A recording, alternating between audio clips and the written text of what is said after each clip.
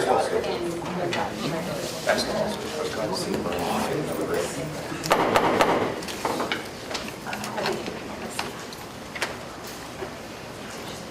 I'm going to call to order the regular meeting of the Board of Trustees of Little Elm ISD. The time is 6:31. All the items on the agenda were posted 72 hours prior to the meeting in accordance with the Texas Open Meetings Act. The first thing that we are going to do is the Pledge of Allegiance. So please stand.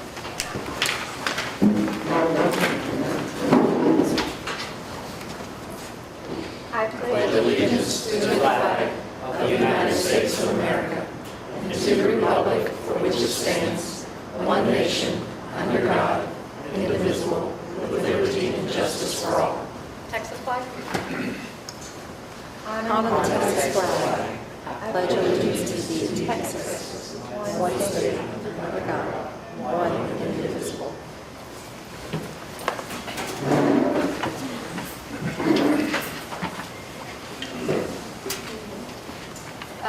Our invocation for tonight, turn this on. Our invocation for this evening will be done by Mark Farnell. Let's pray. Almighty God, we thank you for this evening. I thank you for these board members and our superintendent. God, I thank you for all our administrators in the district, staff, the teachers, and the fantastic students of this district. God, we thank you for what you are doing in our town and our district. And God, I ask now that you give our board members and our superintendent wisdom and discernment and clarity and understanding to make the best decisions for our students in our district. Yes. God, we thank you that you are a God who hears and answers our prayers. And I pray all of these things in the name of Jesus. Amen. Amen. Amen. Thank you. Ms. Padilla, can you do the roll call, please? Dr. Lowell Strike, Present. Mr. Christopher Williams, Present. Ms. Melissa Myers, Here. Ms. Leanna Harding, Here. Mr. DeLeon English, Present. Mr. Jason Olson, Present. and not here, Mr. Alejandro Flores and Mr. Cooper Biggs. Ms. Padilla, do we have any citizen input? No, ma'am. All right, we're going to do the approval of minutes for the regular meeting of June 8th, 2015. I need a motion. Make a motion to approve the minutes. I'll second the motion. So any discussion? All those in favor to approve? Any opposed? Motion carries. Next on the item is the superintendent spotlight.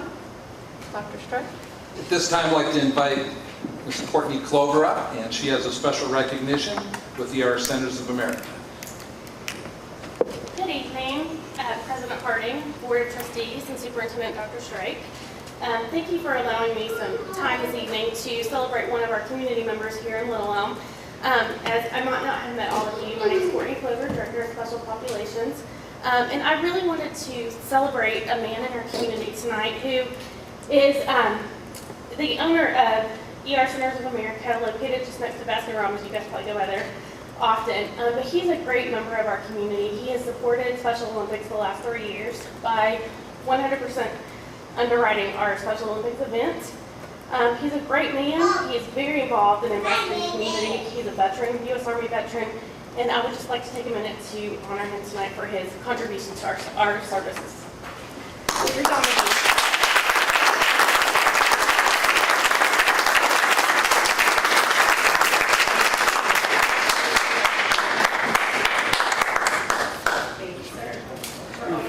Thank you. Glad to do it. Can't do without him, so. Okay. Thanks. Can I get y'all? Absolutely.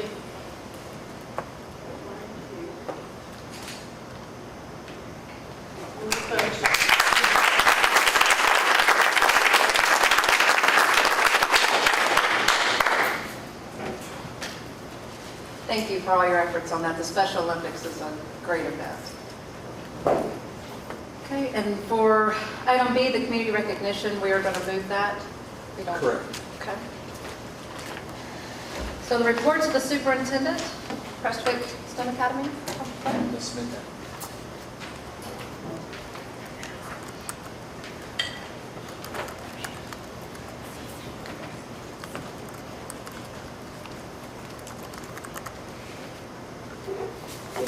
President and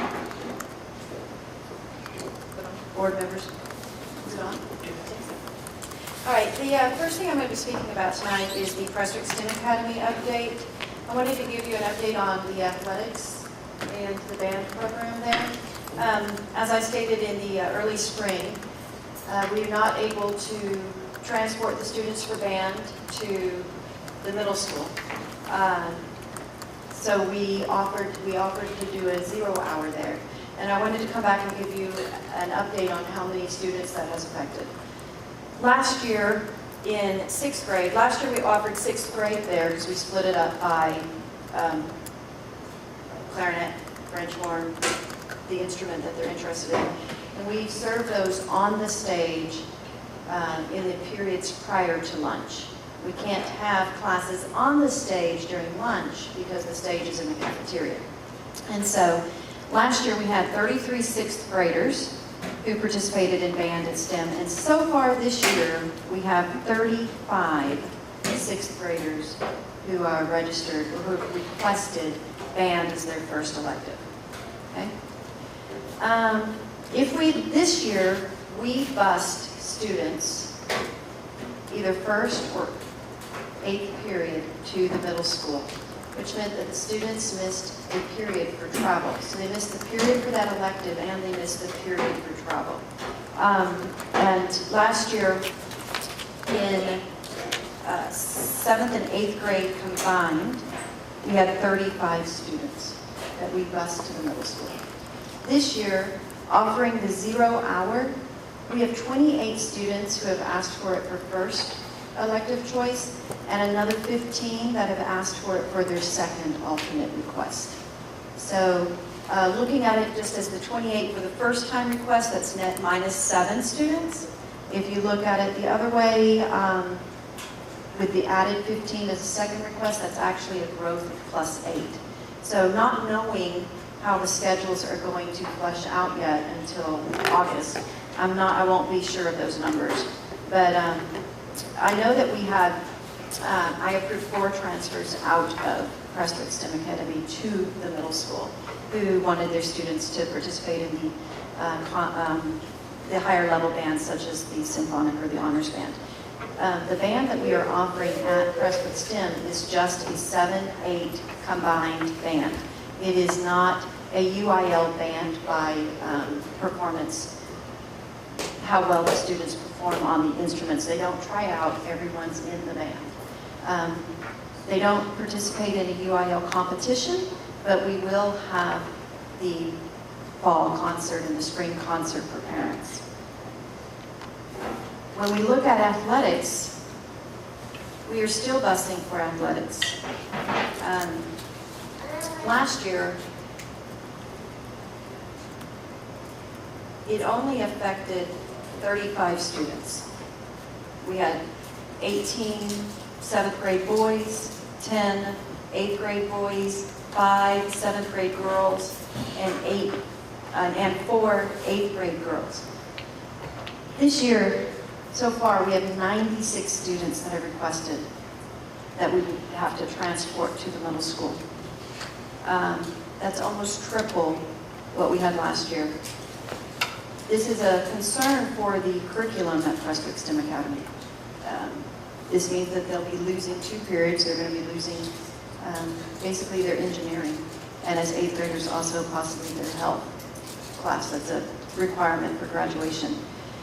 In preparation for that this year, we offered every 8th grader the opportunity to take health during summer school as a credit. So if they wanted to participate in athletics as an 8th grader, knowing that you had to have health to graduate, and we do not offer it at high school anymore. We only offer it in 8th grade. They were suggested that they take that this summer for their credit. So that will take that credit back, but they'll still will be losing their engineering credit as 7th and 8th graders, which is a concern at the STEM Academy because the reason for us to have the curriculum there is for them to be taking their STEM classes beginning in kindergarten. But we're committed to busing for the athletics this year, and we are committed to doing the 0 hour for the band for this coming school year. It will continue to be a problem, and so it's something we're going to have to look at in the future, is that we do not have a band hall at that campus. So we're going to have 68 instruments there, to store during the day, no facilities to store them, no place to practice. That 0 hour is going to have to be on the stage before breakfast, and then it'll have to dismiss before breakfast because we can't teach in the cafeteria while they're serving students. So we're trying to work that out, but it is a consideration in the future. As long as we continue to serve 6th, 7th, and 8th grade at the STEM Academy, we need to start thinking about future possibilities there for our fine arts program there. Questions? Madam President. For that campus, for the STEM campus, is it right now we are looking at, as far as the busing is concerned, what is the cost associated right now with that? You looked at me and laughed. You probably thought I was going to ask the question. It's $27,000 this last year for what we bused, and we're doing how many more students? Triple. 3 times more. And that doesn't mean that the first bus was full necessarily, but probably going to run double that, so I would guess probably 50,000. And then we have some kids potentially are missing some of their core Well, courses. they will miss. They will miss 2 periods a day, because they'll miss the period they're there for that course, and then they'll miss a period for transportation. So what are some of the options that we talked about that are still in discussion about some of the options?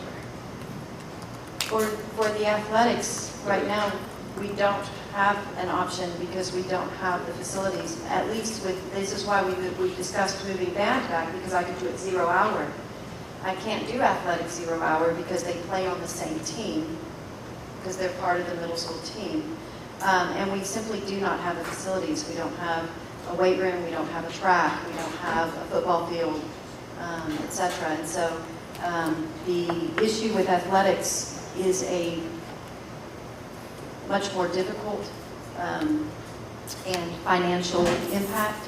This was what we discussed when we were first building it, to incorporate either a band hall or to turn it into a full middle school was going to cost the extra money, and it was not approved. And so our contract with them for the K-8 is for 10 years. So 9 more years, we have to have a 6, 7, 8 at that campus. The fine arts we can solve down the road if the board should so choose to put in the fine arts facility. And then we can offer pretty much full fine arts at that facility, and there's room to build there. The athletics, you have 2 issues. One that Cindy mentioned, facility-wise, there's no way that we can do that. You don't have locker room, showers. I mean, multitude of things there that would be too expensive, plus we don't have the room necessarily to do that. The second issue with the athletics is they could never run separate athletic teams and compete because they'd be too small. And so there wouldn't be someone for them to compete with. When you think about the size of that campus in comparison to, say, trying to come up and compete head-to-head with Lakeside, and so we run into other issues there too. So even if we had the facility at that size. So does it make sense to continue the athletic program there? I'm sorry. Does it make sense to continue the athletic program? Well, I think we're put in a position which would have to get into the whole middle school philosophy, and that is for those that are in that attendance zone, they would have to come out of that attendance zone if they wanted athletics. We want to make sure, especially at that age, that's the age we don't want to cut off opportunities. And as it is, we're trying to serve those the best we can, whether it's busing or, the facility additions potentially for all of fine arts. I think what you've got in the terms of it being essentially a neighborhood school, like most of our schools are, you're going to end up being in a position of having people that live a block from the school whose children couldn't participate in athletics, they'd have to be bused to and from it, and that would be a decision that the board could make. I just don't know how family friendly that is. Yeah, my biggest concern is one is the amount of time that kids are potentially losing out on their academics in that area. And I want to be empathetic to the fact that they do have athletics available to children, but in the same sense, associated with the difficulties it imposes on both schools as far as the moving of children back and forth between schools. It's not an ideal situation by any stretch of the imagination, but it's the best that we have right now until such time that there's another decision that's made. And I think what it does when you think about losing their engineering class, which is kind of the focus of the STEM Academy, however, those students, if they were at Lakeside, wouldn't be getting that either. So it's basically, they're like a Lakeside student in terms of curriculum for the most part, except at Crestwood. So maybe this is something for us to put on an agenda item to discuss further on meetings. So Yeah, in a workshop type setting, maybe just start what options might there be and pull heads together and look toward the future. Okay. Yes, sir. Question, on the band, children that signed up, were they aware when they signed up that it would be 0 period? Yes, they should have been. We I should had, rephrase that, were the parents aware? yes, every parent was notified by a call out that we were having a parent meeting. Okay. We had quite a few in attendance. And then any student that was registered at Crestwood as a current 6th and 7th grade band student, which would roll up into 7th and 8th grade, every parent received an email from me fully laying out the options. The options were that they could do 0 hour. They would have to provide their own transportation because we don't transport for 0 hour, to stay in the band program and remain at Crestwood. The second option that they were given was to drop the band program and stay at Crestwood because they could not get transport for the 0 hour. And then the third option was that we would provide a transfer to the middle school. I just wanted to make sure they knew that when they So signed up. they received an email to the email record on account. I cannot guarantee that they read it. No, I know, but that helps me in Yes. my understanding of it. Just wanted to make sure. Ms. Micah, is it also, so if they get a transfer to Lakeside, just to clarify, we provide bus transportation? Correct. So that's not on the parent, right? No, we do provide bus transportation if we, in this instance, when we approve a transfer because of programmatic change. We will bus them from the Tribute school zone to the middle school. And then, I'm sorry. Ms. Mecca, so on the health class, you mentioned the only option to take that is summer school, If they're in athletics. if they're in athletics. Next year, I have 102 students registered for health as 8th graders. So, And we don't know which of those cross athletics versus, Not this. no, not at this time. Do we know how many, when you said summer school, were you talking this summer or next This summer? summer. Do we know It how many started- signed up? I don't, it started this week. I can have Dr. Strike send that to you in a Friday update. Okay, that'd be perfect, thank Yeah, you. sorry. Can the health be offered as an online course? We are utilizing E2020. The issue that we had was that because it's an original credit, it has to be by a certified teacher. So even though we're offering it online this summer, the teacher in the room moderating it is PE or health certified. So you're getting into the issue then of they would have to have that period there on campus with the certified teacher. Does it have to be done this summer? Could they do it their freshman summer? Yeah, they could do. It's going to be something that because we're obviously in this situation for a long haul. That's something that we made the change this year, and it actually benefits students that are moving in from other districts because health is not a requirement in the state of Texas. Last year, when the changes came from House Bill 5 and the new graduation plan, this school board in LEISD chose to require health for graduation. So two things that the state had done was they had taken out health and they had taken out speech. We moved the speech TEKS into our social studies, so we're covering it there.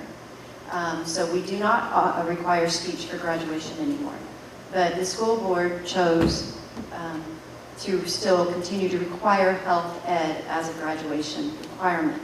So that's an extra credit that they're taking as a local credit that's not a state requirement. So we have students that are moving in from all over Texas or the US who have not had the opportunity to have health. So we are keeping it in our high school and our summer curriculum. We prefer summer so that they can have the full benefit of the other courses needed for their endorsements. So that's something we put in place this summer as an anticipation of that credit requirement, and we're phasing it out of during the school year at the high school, unless it's in an E2020, which is our online format. I have one other question too. Are we aware of any other STEM schools or campuses in the state of Texas that have athletics or band and have this problem currently? I'm not. We can research that definitely. You know, I wasn't aware of. We will definitely research that though. Okay, if the STEM setup is really going for that goal to have athletics and band, associated with it, or if it is really science, technology, engineering. I know most of the campuses that bus in don't bus in, like the CTE campuses and such that there are in Houston that we went to visit. They didn't bus in for the whole day, and so they still participated at their home campus. But their coursework wasn't an entire full day course, so they weren't busing in for the full day. But we will investigate. So I guess it brings up the question is, like I said, I think that's a really great pertinent question. If the athletics program was impactful for discontinuation of the athletics program or one of the programs, what could potentially be substantially replaced for that opportunity? The previous board members that served when this was first coming to light, remember that it was we had never planned on offering athletics or fine arts, except as what's mandated by state, by the TEKS in the PE and the regular art, music, choir, etc. And so that was changed after the plans were submitted and approved. Right, 2 months, 3 months before we opened, we began offering band and athletics. And so it's a new problem for us. When we were studying the magnet schools that we were going to and visiting, the majority of the magnet schools did not bus for the other activities.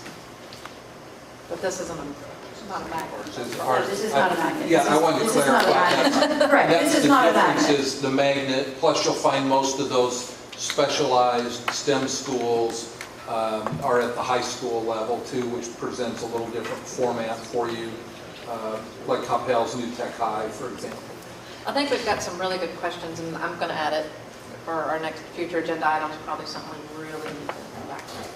Thank you very much. So just a real quick point to what you mentioned about prior board decisions, just happened to be there.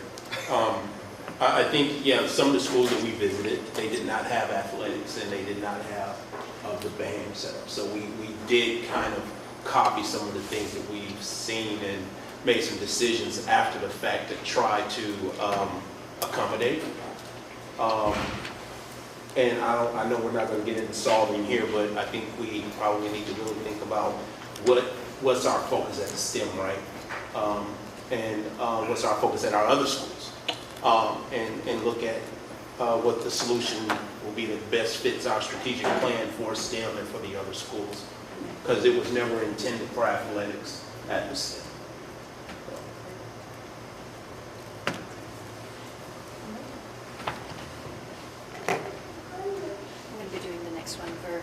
Okay. Ms. Mick is going to do the gifted talent update in place of Ms. Helms. Sorry, we were at training today all day, and the traffic did not allow her to get up here. I left the training early to make it, so she isn't going to make it this evening. But we wanted to give you an update on our Working Intelligence Network, which is our GT program in our K-5. Last year, we served 123 students in kindergarten through 5th grade. And the way we've been serving it for 4 years now is by busing students to one location 1 day a week. Our kindergarten students are served on their home campus. We require every teacher to have their 30 hours of GT, which allows them to serve on their home campus. We also require the homeroom for the other grades that the students are clustered in at their home campus to also have their 30 hours, because we know that they're not just GT when they go to their service provider, they're GT all day, every day. And so a student is clustered together with other GT students in those homerooms, and that teacher is required to have their 30 hours as well, plus their 6-hour update a year. So in the past 4 years, we have dropped our enrollment, and most of it has come from requests to exit or furlough from parents. Students are getting into the GT program. They are qualifying, but they are choosing not to participate because they do not want to bus. And so this year, y'all approved a 3rd GT teacher, and we are going to be able to push back our GT program back to our home campuses for elementary, and we will not be busing our students anymore in K through 5. So with the 3 teachers, they will serve each of the campuses 2 days, and then they'll have their 1 day together for collaboration planning. Students should actually possibly end up with more contact hours served, and we're going to be able to do some things that we used to do. It's a content mastery type program for GT students, so when they are finished with their classwork in their homeroom, and the teacher wants to enrich them, they can actually send them to the GT classroom during certain hours that the GT contact teacher is there for them to get enrichment tied to their TEKS. It's something that we used to do. The teachers loved it. The students really enjoyed it, and so we're going to be putting that back in place as well. Okay. We had screening. We screen all students in the spring based on nominations, and so we are slated to serve 129 students next year, 1st through 5th grade. This does not include kindergarten because we don't screen our kindergarten students until January. So next year, just 1st through 5th, 129. This number will grow, I imagine, within the first few weeks, because any student who exited or furloughed, we typically do not reassess them until they get renominated in the spring, but our committee decided that we were going to go ahead and notify those parents that exited or furloughed in the past 4 years due to transportation to the other campuses, that we would reassess them in the fall, and if they re-qualified, to get them back into the program.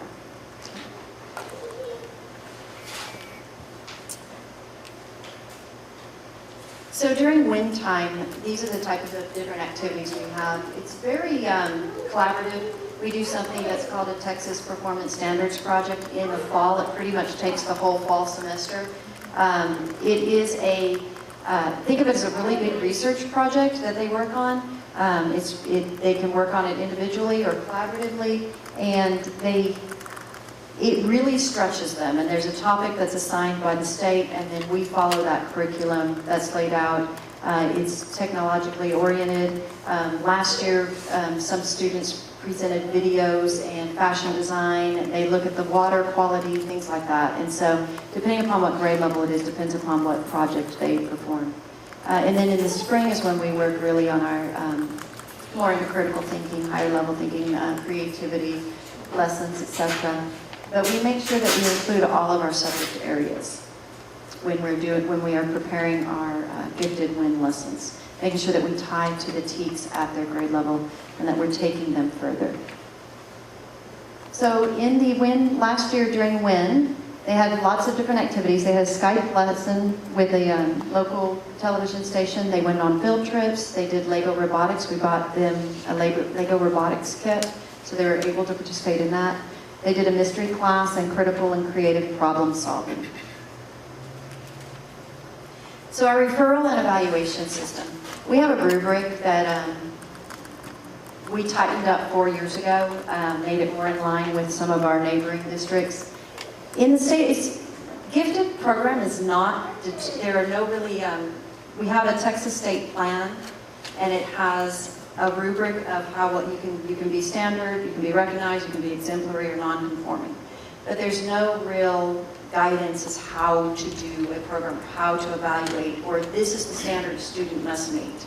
And so we rely on research, and we rely on our cohort, our neighboring districts. We belong, actually, for gifted and talented, we belong to Region 10, not Region 11. We belong to their gifted consortium there, specifically because they provide us better services and for a much reduced cost than we can provide them, sending them to Fort Worth. And so we belong to Region 10 there, and so we rely a lot on their expertise in helping us develop our rubric. But our rubric has 6 components. We have the parent questionnaire, the teacher questionnaire. Those are both subjective. And then we have a creativity. And you can imagine a creativity test is very subjective as well. So our GT teachers get together and they look at them together to make sure that we are aligned in our grading of those. Then we have the COGAT test, or the NAT, which is an abilities type test. And then we have 2 achievement tests, a math science and a social studies English. And so on that rubric, in order to qualify for gifted, you have to score a certain grade on at least 4 of them and get over what we call the line. Okay? And so it's very numbers oriented. It takes a lot of the guessing out. Now we do, when we have a student that's a 3-3, if they have 2 that are in the objective portion, the abilities test or the 2 achievement tests, or they're high on a line, then we will look at them individually and see, based on the other 3 criteria, if we're going to let them in. And sometimes we'll let them in on a trial basis for a year, and then relook at them at the end of that year. So in the fall, we screen students for nomination.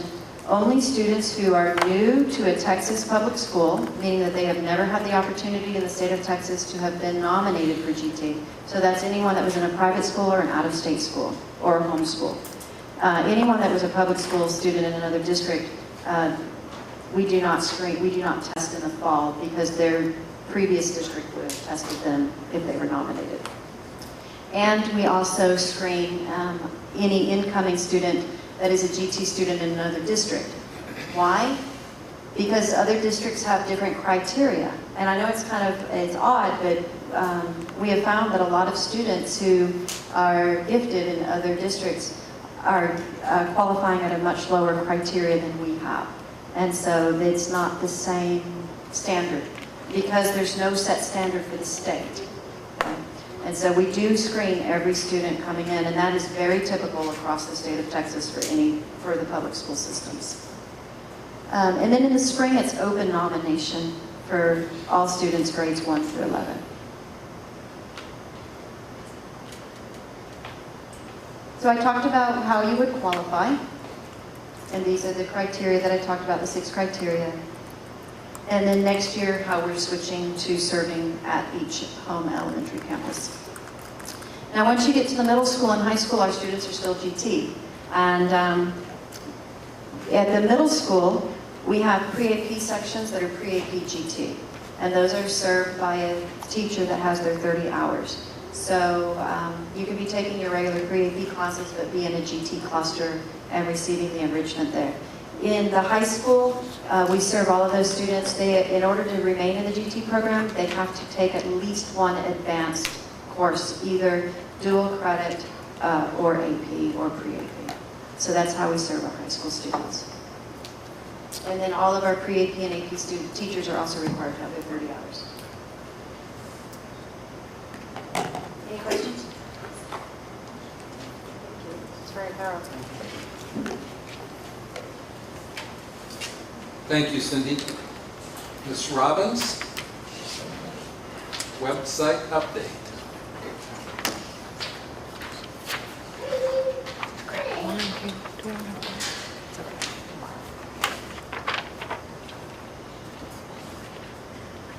Does anyone recognize this? Okay, so before I started here, I started getting phone calls. And evidently, the desire to change the website had been happening for quite a while. And it took a lot of research. There were a lot of people who worked on this before I even got here. Cecilia had done a lot of research. She and Russell had put together a team of people to go through all of the proposals. And it's really been completely a team effort. I have been so grateful to have everybody together working on it. We're now officially introducing the new website in this room. I have a little bit of a plan for how we're going to roll it out. There it is. It's actually pretty cool. It's www.littleelmisd.net. And so we got a lot of input from the community and our staff and parents and everyone. And Region 11 actually are the local group that helps facilitate implementing school wires. And so they have really been amazingly supportive, and we really appreciate them. Cecilia and Casey have done the preponderance of the work on this. Casey Bain has been our web manager, and Cecilia is our communications coordinator. They have been working around the clock trying to get this ready to launch. So I'm very appreciative. Technology actually put together some training materials to assist them in training the teachers, and it was fabulous. And every campus webmaster and every department webmaster came in for training, and they have done most of them have done most of the work on their own individual pages and have done a great job. So what I'd like to do is let y'all get to know the folks who have really done this. So Cecilia Jones and Casey Bain are actually going to do the website tour for you.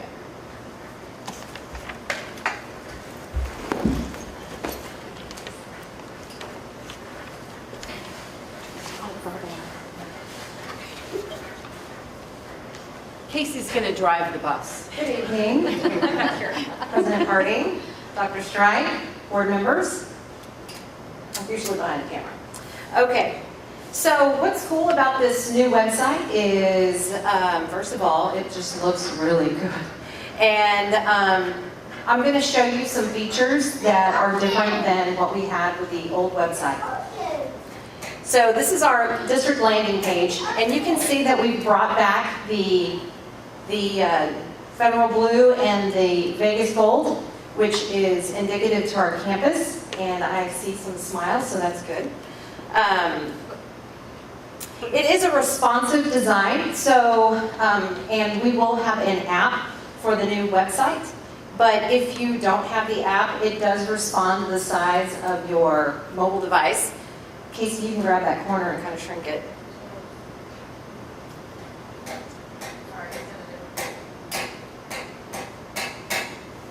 So as it gets smaller, it responds to the size of the screen. So this would be comparable to your iPhone. And so this is what you would see. Yes, you like? Yes. Good. Another feature that we have with this new website that we didn't have with the old one is the search tool. When we asked our community and even our staff what they would like to see in a new website, a lot of them said we'd like to have the search tool. So let me just show you how this works. Go ahead and type in course guide. which I think is information that a lot of parents might not want to fish for. So you can see that first link right there. If you click on it, it'll take you directly to the course guide that is located on the high school webpage under the counselor's corner.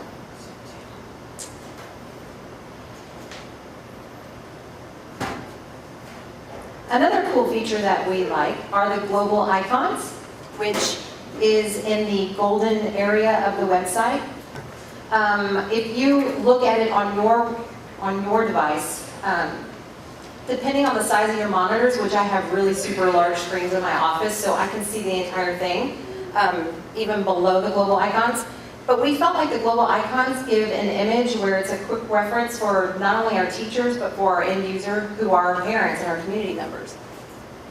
So here at the district, we felt like the calendar would be very important.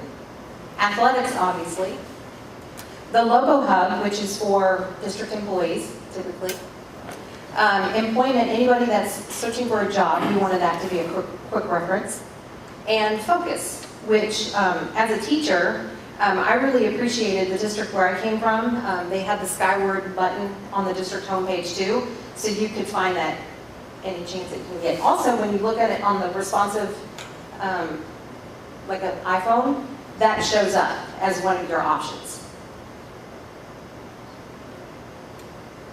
Another feature that we have on this new website, this is through SchoolWires, by the way, is our, up on the navigation bar, we have the directory.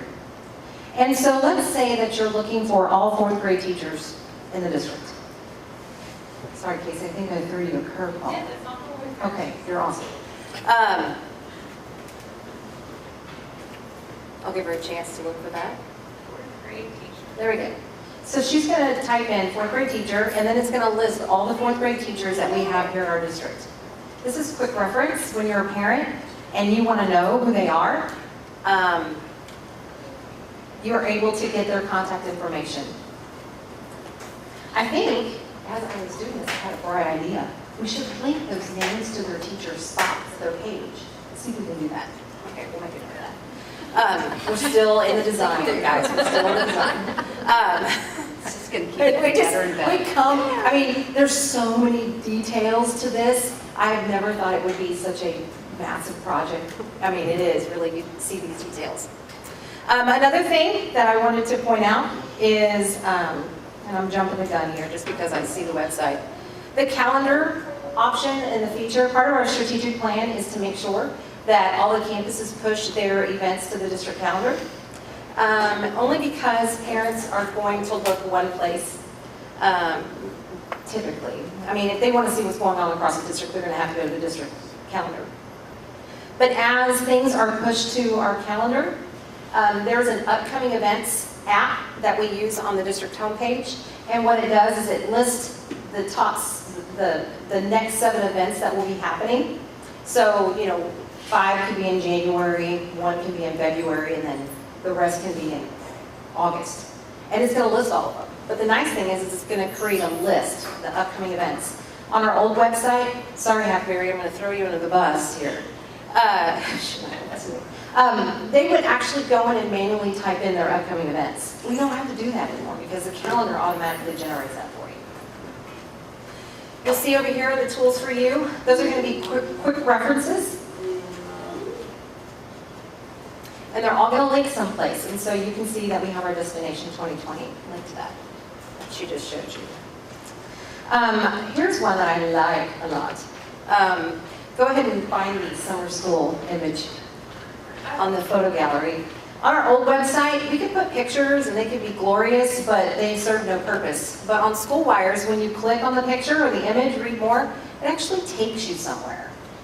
And so this is a nice way to kind of get your information out there in front and noticeable.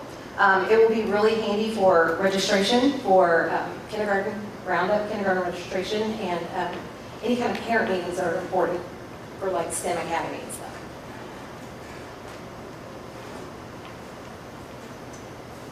And then down at the bottom, this is going to be our community area where we showcase some of our community partnerships. And so these are clickable links as well. It's like it's a photo gallery of things that are going on. So we've put some images in there to give you an example of what that might look like. Also, one of the biggest things that we've learned when we've migrated this content is just how much stuff we have on our old website that we need to organize because it gets so confusing. You're seeing multiple things with the same name, and so we're trying to clean up things and make them organized. A couple of ways that we've been able to do that is through, let's go to support services, and there's a directory here where you can find whatever department you're looking for. Go to health services, click on forms, and so when you click on this, it gives you a very nice clean presentation of the documents that you need to put out there. And so if parents say, well, I need that medical authorization form, we're trying to use language that parents hear so they know what to look for. So hopefully we're using medical authorization form because it was on the old website. So we're kind of using that same language. Another one is, let's go to the Board of Trustees and show the board agendas? Yes, that we have those posted. So we're going to have an agendas archive, and it's the same concept where it expands, and you can look at all the agendas according to the month. If you go to board notes, well, I wasn't going to show this because we're still trying to fix this, but I do board notes. I'm not Facebooking, I'm actually writing notes of the board meeting. And what I do is I'm using a blog app, and so you're going to see by month all the board notes, and I think that's a better way of organizing things. If you want to see the notes that are happening, that took place in April, you can click on April and see all those for that month.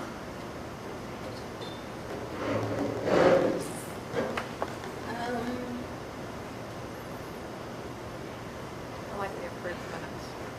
It's very specific. You like that? And then, one of the things that we've noticed just from the back end of it, being a user, it really is friendly. When I first got here, I had not heard of Edline, and when I tried to tackle it, I had to teach myself, and it really was difficult. There were so many options that I didn't really understand. Luckily, Casey, I kind of happened on Casey. I was like, wait a minute, you do Ed? Holy cow, this is great news! But she's really good at it. But this has been so easy. And do you remember the days of MySpace where you could use the apps and design your page? Well, that's how SchoolWires works. You can use all these different apps that do different things, and you can play around with it, really. Look at Human Resources and see what Caesar's done with theirs. Go to staff. So the presentation here is a little different. We're using images here. I don't think, was it easy on Edline to do that? No, not really easy. We have a Flex Editor app that allows you to really upload images and use them within that editor, and then type in your content along with that image. And one of the nice things that you'll see here is we no longer have that little PDF icon and that link that Edline has. We can actually, Caesar was brilliant. He used those little picture icons just to give it a little flair. That's awesome. That's just the flexibility that SchoolWires allows us to do in the design. So kudos to Caesar. All right, Casey, your turn.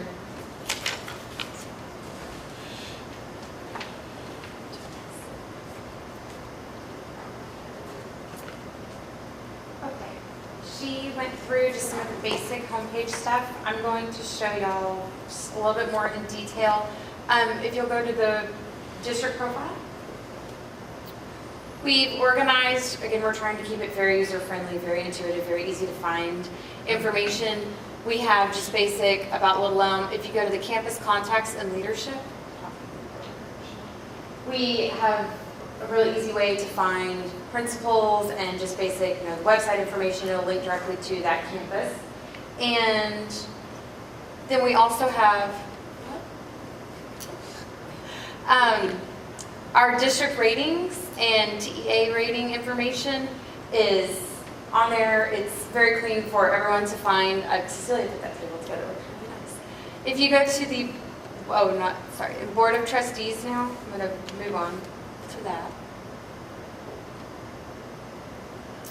With all of our department pages, we have a department directory on the right-hand side.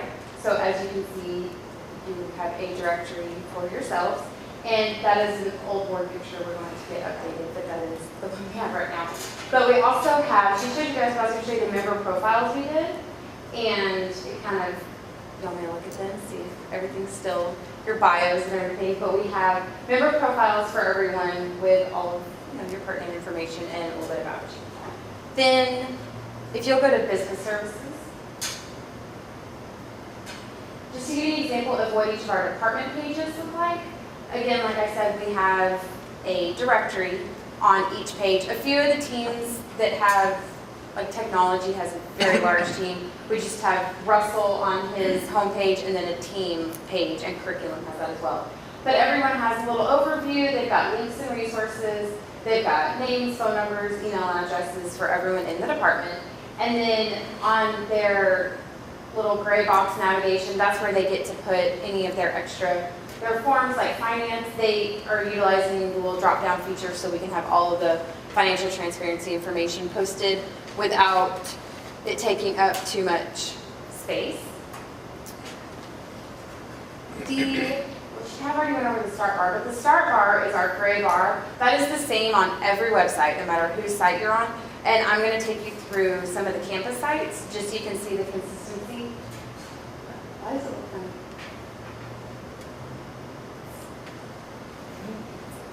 It doesn't only look like that, I promise. Normally you can see all the campus. Oh, y'all can see it? Okay, all right. I think it's just the projectors. Oh, okay, okay. So if you go to Brent, same idea, it's the same exact layout. They have, the same way we have our district, they have our school. Under our school, they've got a profile, principals, counselor, library, nurse, staff directory. All of that information right there, very easy for parents to find. They've got links for parents, and all of these links, some schools have more than others, but they all go in the exact same order. So if you have students at multiple campuses, you should be able to find the same types of things. Then they have student links, teacher pages, and I'm going to go through those at This is, for the elementary sites, this is what we did for student links. We were trying to make it easier so the elementary students, they recognize the image, not necessarily just the name of the site. So we were trying to, and this is really easy to add on to, but this is what we did for all the elementary campuses. Then if you'll actually go to their homepage and look at their news section.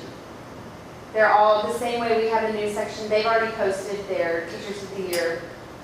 So they have their news section set up. We will have a section for district news that applies to each campus, but this is where they have the freedom to put their own news. If you'll go to Chavez. And principals. Under our school, I'm going to just take you through principals, counselors, library. It's all kind of set up the same. Again, hopefully very easy to find the information. Name, phone number if we have it, bio, email, and it's assistant principal, principal. On the high school, clearly they have a few more extra tabs, but they're all organized the exact same way. All the pages look the same. So if you have a student, multiple campuses, you can find the information in the same spot. If you will go to Hackberry, they've posted their Twitter feed on their homepage. If you go scroll down, we've got it to where you can embed your Twitter feed and your Facebook feed in your page. I think on the communications department page, we have the Little Elm ISD Facebook and Twitter feed, but each campus can do their own Twitter feed or Facebook feed, and she had already done theirs, so I'm going to show you hers. Well, Lakeview student links, we already showed Lakeview. So if you go to the high school,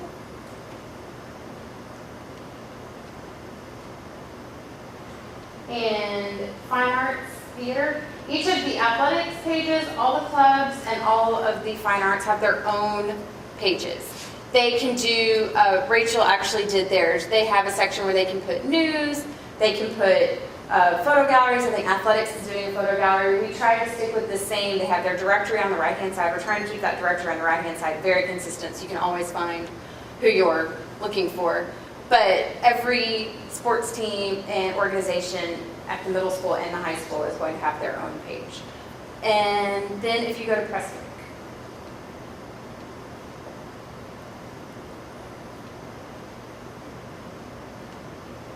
and a teacher page, and the first one. This is We made a really big push, and we have to thank all the campus webmasters and principals for helping us. We made a really big push to have every teacher create their page before they left for the summer. And I think we had probably a total of 4 teachers that didn't do it, because Cecilia and I would every single page, every single week, and we would email them and say, you haven't done it yet. But I think we had a great response to this. This is, as you can see, he's added a lot of extra stuff on his left-hand side. He wants lots of extra information. We've required name, phone number, email, they put their degrees and certifications, their bio. Then this is his class schedule for last year. Clearly he doesn't have that yet, but they'll have their class schedule, including their conference period, so parents can find their conference period easily, as well as any links and resources. I know there's a high school teacher. She posted one of the textbook, one of their online textbooks under hers and put the username and password, and they have all of this flexibility to put. We've had some of them, they're putting flash animations on theirs, and they've put lots of really neat things. And I think you kind of get a look into who the teacher is with these pages. Otherwise, I just scroll down to the global icons. The global icons are consistent across every campus. The headers, the channel row at the very top, and the global icons, they change a little bit at the middle school and the high school and at Prestwick. Elementary schools don't have the athletics and the activities, and the student links are a little different. As you can see at the high school, when you roll over students, it's not just pictures. We kind of expect them to have progressed past that part. So it's actual student links for them. At Prestwick, it's kind of a joint part elementary. We kind of did it that way, but we tried to, as they get older, we put more responsibility on the student, less on the parent. At the elementary, there's a lot more information under the parents tab. So again, we're just trying to make it very user-friendly. Every page is set up the same with their global icons, all going to link to each campus's newsletter. And then that's they all link to their cafeteria information, where they can post a menu and how to pay online for meals. Do you have any questions about it? Been doing a lot of digging. I'm Just playing around with it. I just had a couple, not really, I guess questions, yeah. I know they were working on the dashboards, and I'm assuming that will be on there. If you go to district home, There's somebody else. district statistics, and that is the dashboard we had on the old site. Right, I knew they were. And we added a little bit of extra information to the bottom, but we will update that as we get updated information, and this is kind of the format we're going for, the lower information. Perfect, okay. And then the second question I had with the PTA websites, are we going to try to make those a little more consistent from campus to campus? I've noticed a lot, as linking them, a lot of them use a Facebook page. Yes. There are very few that actually created a PTA page. If you go to the middle school, they didn't have a page, and so I needed something to link to. And under parents, if you click, I'm pretty sure it's the middle school. I created them a little bit of a page. We could create them a page. We could give them access to a very basic page like this. That is an option, but like I said, most of them are using a Facebook page, but this is an option because they didn't have something, so I just wanted to get something up there. Yeah, I echo Ms. Marks. That would be very helpful for PTAs. Yeah, I just like the fact that I was PTA at Brent, so we have an actual web page that we utilize, and it's just really nice to have. We can point parents to, but I didn't find the consistency across campus to campus.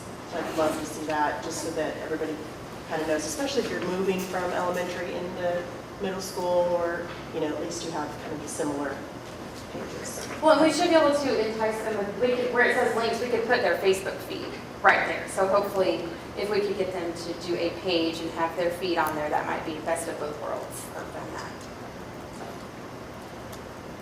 I just want to say I'm excited.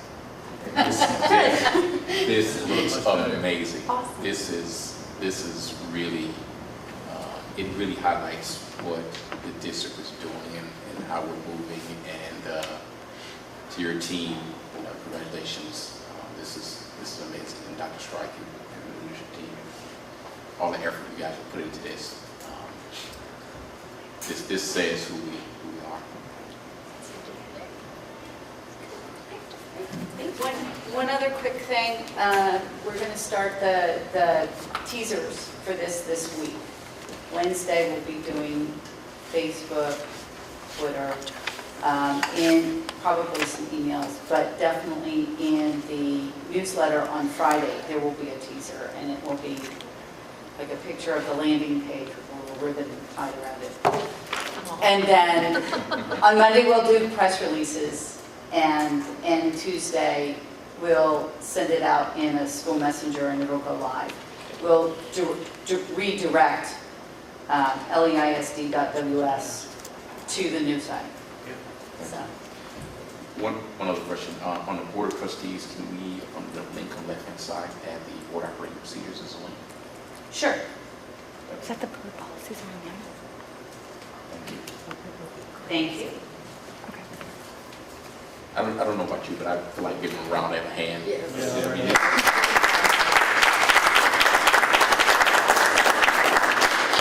Thank you so much. All right, so moving on, we have another superintendent spotlight. Well, I'm going to stand up to do this one. Mr. English, can you step up here for a minute, please? Up in front of your peers. I wanted to present Mr. English with something to remember his first presidency on the school board. And so we've got him his own engraved gavel. Thank you for your dedication and leadership, 2014-15, as LEISD School Board President. I just want to say thank you very much.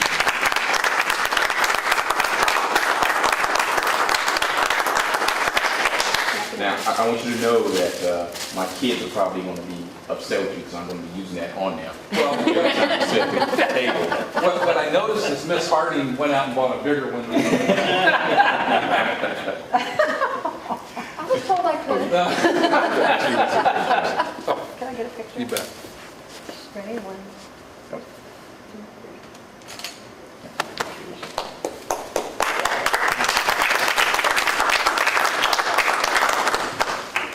Is it really big?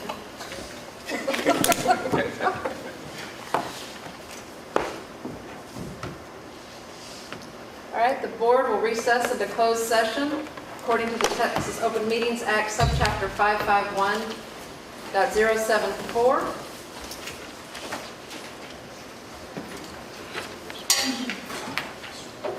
At 7:33. All right, we will reconvene back into open session at 8:35. The first item, A, we are going to move that one or table it for a later date. We'll move on to item B, discuss and consider approval of hiring assistant principal at Brent Elementary.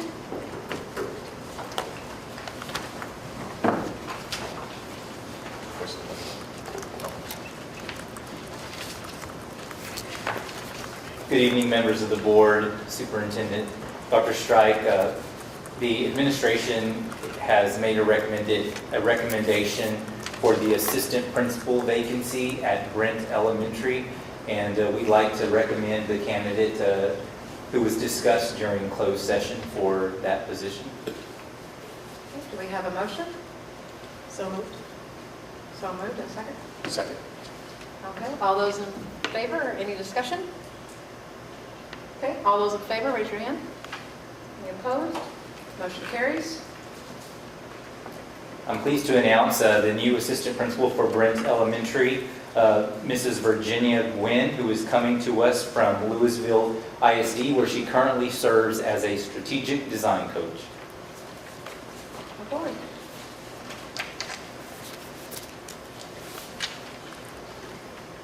So item C, discuss and consider approval of amendment number 2 to Gold Star Transit Incorporated contract.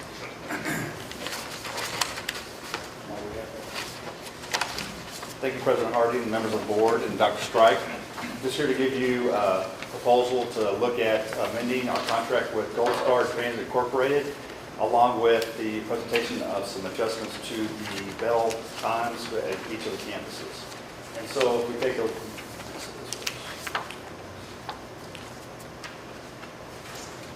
look at the existing contract that we have with Gold Star, we have the projected budget is about $1.4 million that we currently are in contractual obligations with them. Annually, we are required to do a 2% increase for CPI, Consumer Price Index. That's contractual. So you'll see that we're looking at $27,000 additional dollars for next budget year for their contract. We are requesting a 1.5% increase for salary wages for our bus drivers, and I believe in your packet, I'll show you the next slide, we kind of show, I think it's $12.75 an hour that we pay our drivers. If you look at that in comparison with the surrounding districts, it's well below. So we are really losing a lot of qualified drivers. All of them are qualified, but we're losing maybe the top-notch drivers to other districts. So now you will note that the 1.5 increase of $20,000 is only a portion of the what it would cost for that increase. And Gold Star is picking up about $50,000 of that increase. So they're just asking us for $20,000 towards that. So what does that mean for next year's budget? That's an increase of $111,000 to next year's budget. And so Mr. Anderson, I believe, will present some financials to make sure we will cover that in our M&O costs, so that will be covered in that if you approve it. This just shows you that breakdown of cost in surrounding districts. You'll notice that Denton ISD is about $13 an hour, a little over that. They're actually going to be increasing this next year, closer to $15 or $16 an hour.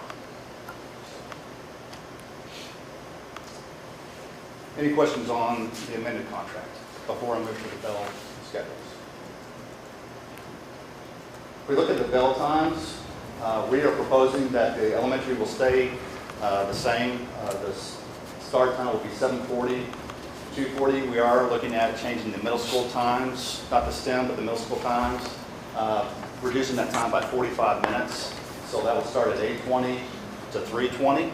And we were finding that the middle school teachers were actually teaching longer than a lot of the elementary and high school teachers were. And so we're looking at reducing that time down, and that will be consistent with the STEM times. So you look at 8:20 to 3:20, and we are proposing to change the high school times after consultation with Ms. Pentecost, with the athletic department, and with the administration team, looking at starting the high school at 8:50 and ending at 4:25. So they would start 10 minutes later than this past year and finish 10 minutes earlier. So we're reducing the overall time by 20 minutes. And so I think that gives them flexibility if they want to have 0-hour classes for athletics or for fine arts or for those things. They can have them before school and then also have stuff after school. Any questions? Quick question. So are we increasing the teacher time for the elementaries if the drop-off is at 7 now? Because was it 7:20? No, it's always been 7 o'clock for the drop-offs for elementaries to make sure we made it back for the middle school pickup. Okay, okay. And prior to last year's change, what was the original high school time that we originally started at? I believe 8. I believe it was 8:35. 8:30, yeah, 8:35. And then this year was 9 To 19. 10. So originally it was 8:35. What was the end time prior? 4:10. 4:10? Okay. So this is pretty close to what we originally had. pretty close. We tried to reduce it by 20 minutes from this past year just to help with those students that maybe work after school, and also for those students that are in extracurricular activities, just because they get back so late, and they have homework and things like that. So we try to reduce it without adding a lot of cost to buses. Now, as part of that cost, you see that there's 2 additional buses that we need for those additional riders and for the routes for the modifications to the high school time. Start 10 minutes later and 10 minutes earlier, so that's what we're grabbing 20. That's right. Could you, this is just from my own knowledge, I'm a little bit confused about our busing situation. Do we own the buses? Do we lease the buses? Do we lease the drivers? How does that? That was a great question. So 44 buses we leased to purchase those. Lease to purchase. That's right. Now with the STEM being brought online, there was 2 more that we added from Gold Star that we just paid to Gold Star for those 2 buses. And these other 2, we would be paying Gold Star for the use of 2 more buses. Okay. So we probably will come back to you and bring back the option to maybe lease to purchase a couple more buses, so they're our own buses. We want to make sure we don't get into a spot where they own the buses and we don't. We don't ever get to where we need them more than they need us. Okay, so we're in the lease to purchase program right now. That's What correct. is the purchase time period, the timeline? I'm not sure. Mr. I'm Ingles, I can check on that and get back with you on that. I'm just curious. The other question I had on the transportation costs, does that include either for students that attend the STEM school from other zones? Does that include pickup and drop off at their home or the school in their zone? Ms. Nickam may be able to help a little more on this. We pick up from their, from their neighborhood and their home. We don't pick up at the school. Okay, because at one point was that, We did, and we actually talked about it in depth in our meetings. Sorry, but with the time frame of starting at 8:20, we wanted to try and not have too much of a difference between the elementary and STEM because we do a lot of collaborative meetings with the teachers after school. And so in order for us to pick up at the schools, we would not be able to pick up the students until after there was the drop-off at the schools, which would have put us too late getting to the STEM. And so we did look at that as an option, and it just didn't work out. okay. Is there an option, on kind of piggybacking on what you're saying, option for a pool zone that we can potentially set up or navigate around that? We are currently investigating different options such as that, Mr. English, and so we should be bringing that back to you, and also to see the routes that we are taking to pick up students. Is there one that's easier, like a straighter line, where we're not doing a lot of curves, spending a lot of time doing that? Yeah. So we'll already bring that back to you, and that'll just help reduce any of these times that kids are on the bus. Right. We should get a little of the fact that the lanes are opening up now too. Just a little bit of We it. thank the town We got and two lanes now. for working with us. Now, the town would say that's on text dot. That is correct. Well, and it'll be even more by the end of the year, because I think by their schedule, text dot's supposed to be done by the end of the year. So halfway through the school year, hopefully, if they're done. But they're starting to work on 423 and then Yeah. 720, so. Thanks for the reminder. Hopefully that won't take 4 years instead of 2 years. That's correct. As planned. I'm sure they're busy like all of us. Any other questions or comments? Thank you so much. Dr. I have a Strike? question. Yes. Were you wanting approval of that amendment tonight? Yes, sir. Okay. We're needing approval of the amendment and also the bell time changes. School start times. So someone would have to make a motion on Right. that? That's correct. Yes, sir. I just want to make sure that. Yes, sir. Separated or? No, We can do it together. the bell times, you can't act on. They're not on the agenda. They're not on the agenda. Okay. You just approve. Just approve the amendment. Just We'll bring the bell times back In July. in July. All right, so So once we get the furniture Thank you, Dr. Strike. You're welcome. yes, back. I mean, one for the point. budget. It increased from 101. So I need a motion to approve the amendment number 2 to Gold Star Transit as presented. I make a motion, we approve amendment number 2 to Gold Stars Transit contract. Got a motion, need a second? Second. Oh. You can second it. Well, we can discuss. So I do have one question. What? So Okay. I thought you said it was going to be discussing budget a little later, like how it's going to impact the budget. Well, We got to make the motion, somebody has a second, and then we go into discussion. Then I'll do the discussion. Go, somebody. So now, we can discuss it now, we haven't voted yet. Okay. So are we going to hear what the impact of the budget is going to be? yes, sir. Okay. Yes, Mr. Williams. So feel free to vote on it before I see that impact. Well, right now, No, we're in A discussion. second, and then Okay. we'll go to discussion. Okay. Yes. But if I'm not mistaken, the impact of the budget is Is the the 111,000 But that's what I see increase. overall. Right. Okay, so we have a second, so we'll- No, we don't have a second, nobody second yet. The actual budget itself won't come till later. This is the impact of what it would take to fund it, the 111,000 plus, and approximately 20,000 is due to the increase in salary.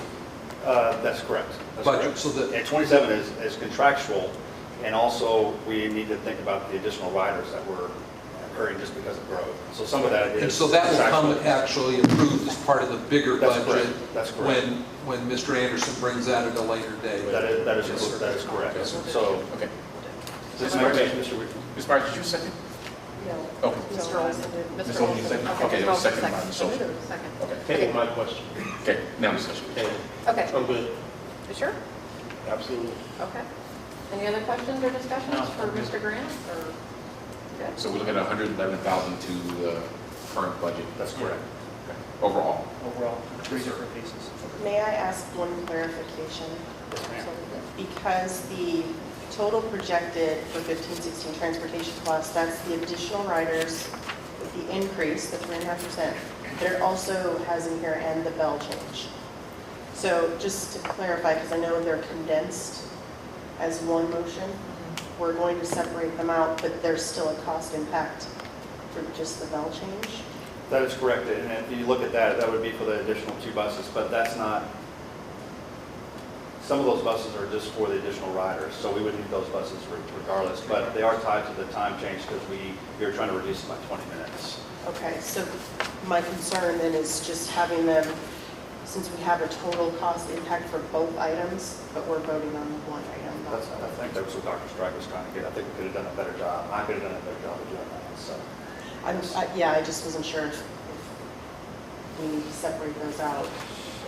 Because we have both the bail and we have the actual contractual negotiations. And he said they would bring back the start time bail. That's correct. Yeah, we'll do that on the 20th of next month? Yeah, on the 20th next month. Is that correct, Dr. Strike? Yes, just because it's not listed, it's only the amendment number 2, which is the rate increase for the drivers. The other would have to be addressed as a separate agenda item at another Right, time. which is what you're talking about. Right, so I think a point to note is what that additional cost, what that separated cost will be on That's the correct. next agenda. Sure. We already know the total is going to be approved within this motion. That's correct. Well, because what you're approving in this motion is simply the increase in the starting wage. The rest of this will come as a budget piece when Mr. Anderson presents the overall budget, which is what I was going to refer to Mr. Williams' question. Is it that you're not approving anything other than that rate increase That's with this correct. amendment to the current contract? That's correct. Because the 2% is already in there, that's not going to necessarily come back to us under Correct. the bigger budget. Correct. That's correct. We have a motion and a second, so all those in favor, raise your hand. Opposed? Motion carries. Thank you. Mr. President, I apologize. One question for the assistant principal, Brent, who made the motion there in a second? I think I made the second. Melissa made the motion. Ms. Myers and I made the second. All right, we are going to move down to item number 13, business items. We will move the consent agenda to after we go through the business items. So, first item, item A, discuss and consider approval of the 2015-16 compensation.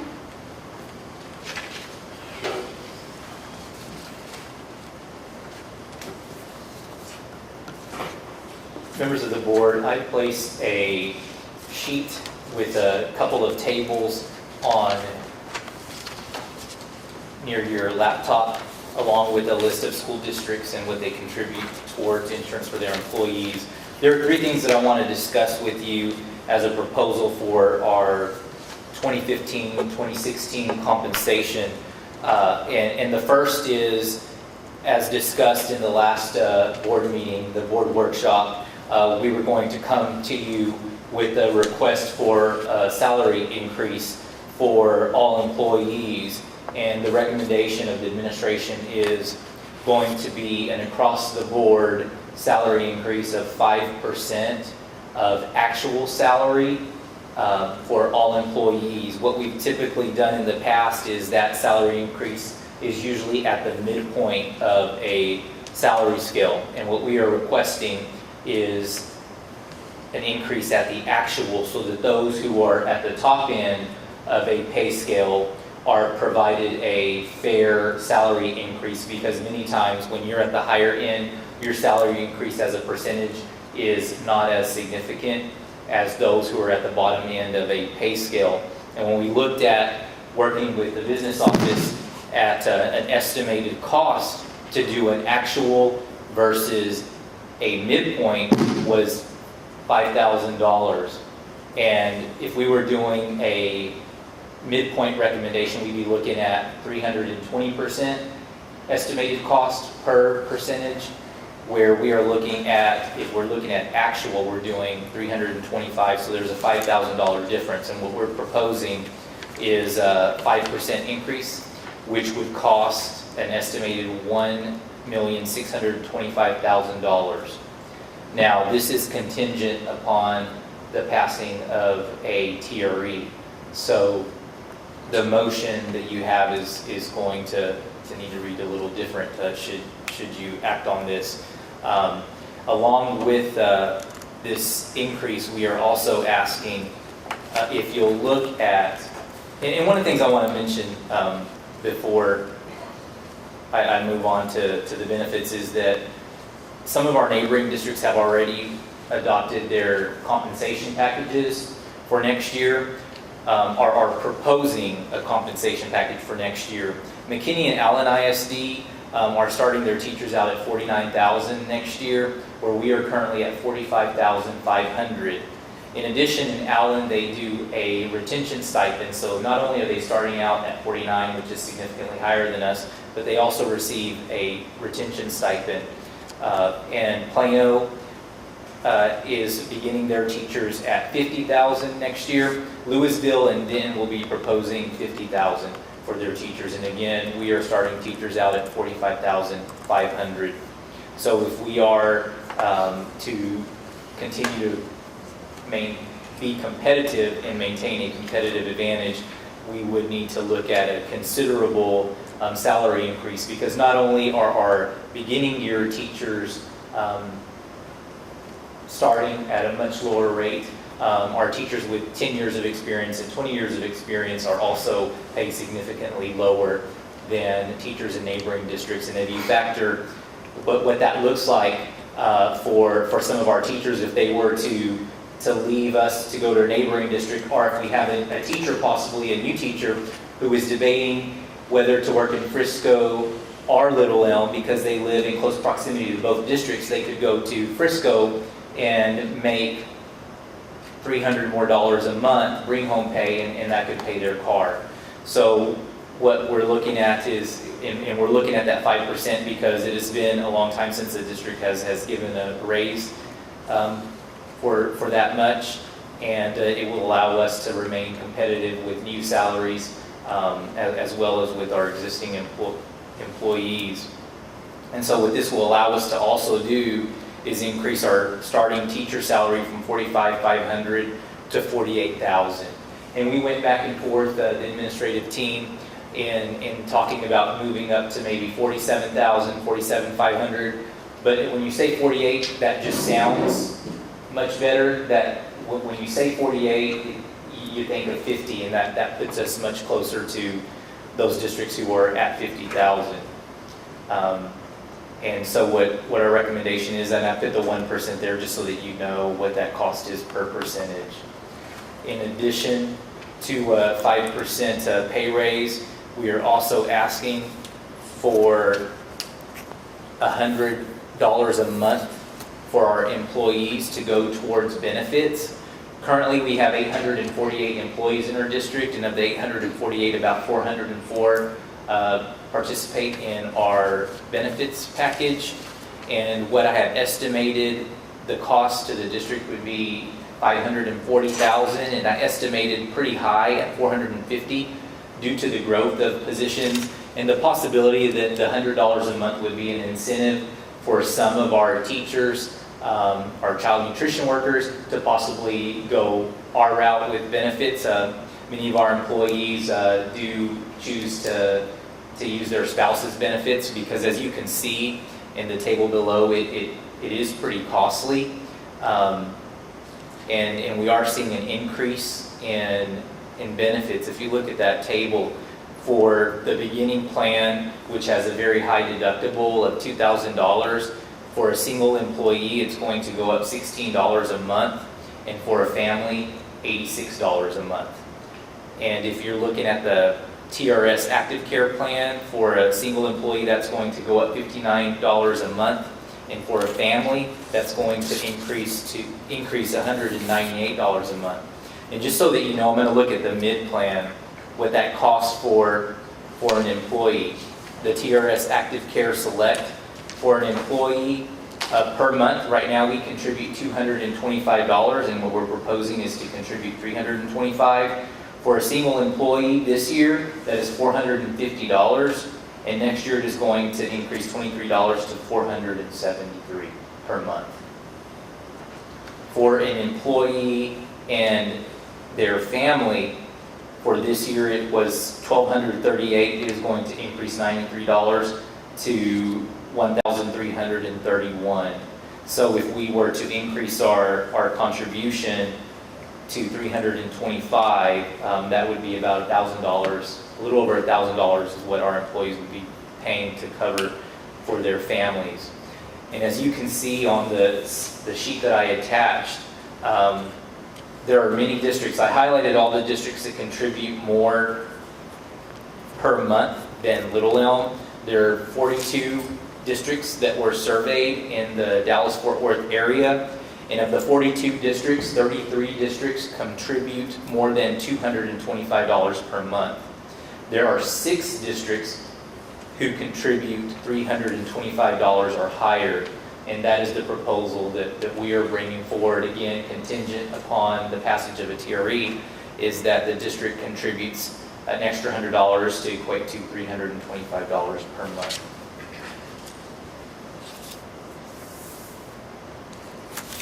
I'm not sure, Matthew, if you know, are not most employees on active care too?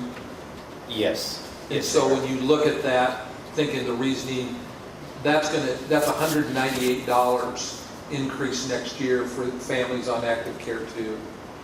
And so even that $100 only offsets about 50% of that cost.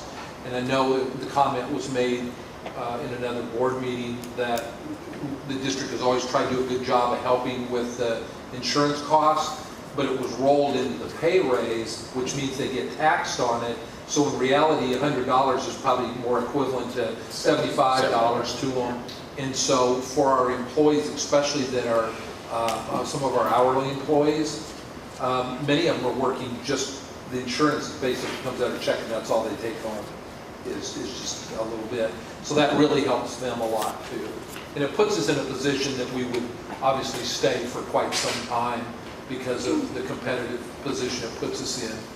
Exactly, and so we're factoring in cost of living, the increased benefits, and that's why we are asking for the 5%, because just an employee a single employee, not family, just an employee and their children, not including spouse, it's going to increase $53. This year, an employee who is single and is insuring their children is paying $709 a month. Next year, that's going to be $762 per month.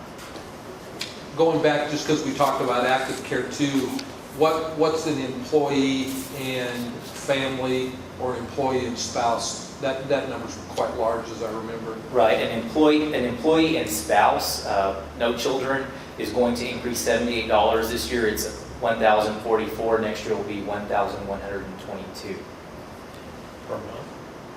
per month. What's employee and family? Employee and Total. spouse. Employee and family next year is going to increase $93 to $1,331. Mr. Williams, are you interested in spending a little time in Austin? I can leave on Monday. Yes. Legislative discussions? Well, I have a quick question. You said the 5% was contingent on the TR. What do we need to do if TRE does not pass? What are we looking at? How do we need to do this? We wouldn't be able to give a salary increase because what we have to do, and you don't see many districts do this. In fact, I saw one last week do this, and is dip into fund balance to give a salary increase. And correct me if I'm wrong, Mr. Anderson, but that's a big no-no in the finance world, and when I saw a pretty big district in the Houston area dip into fund balance, I was floored when I saw not only the amount, but just the salary increase that they were giving, which was great, and I know they want to remain competitive, but it doesn't make for a healthy situation when you're looking to go into fund balance, because that's a rollover, that's a cost that is going to continue forever. And if we do that, we're already working really hard to try to present a balanced budget or just under, and we would not be able to give a salary increase. Even a 1% would be difficult. We're not voting on this.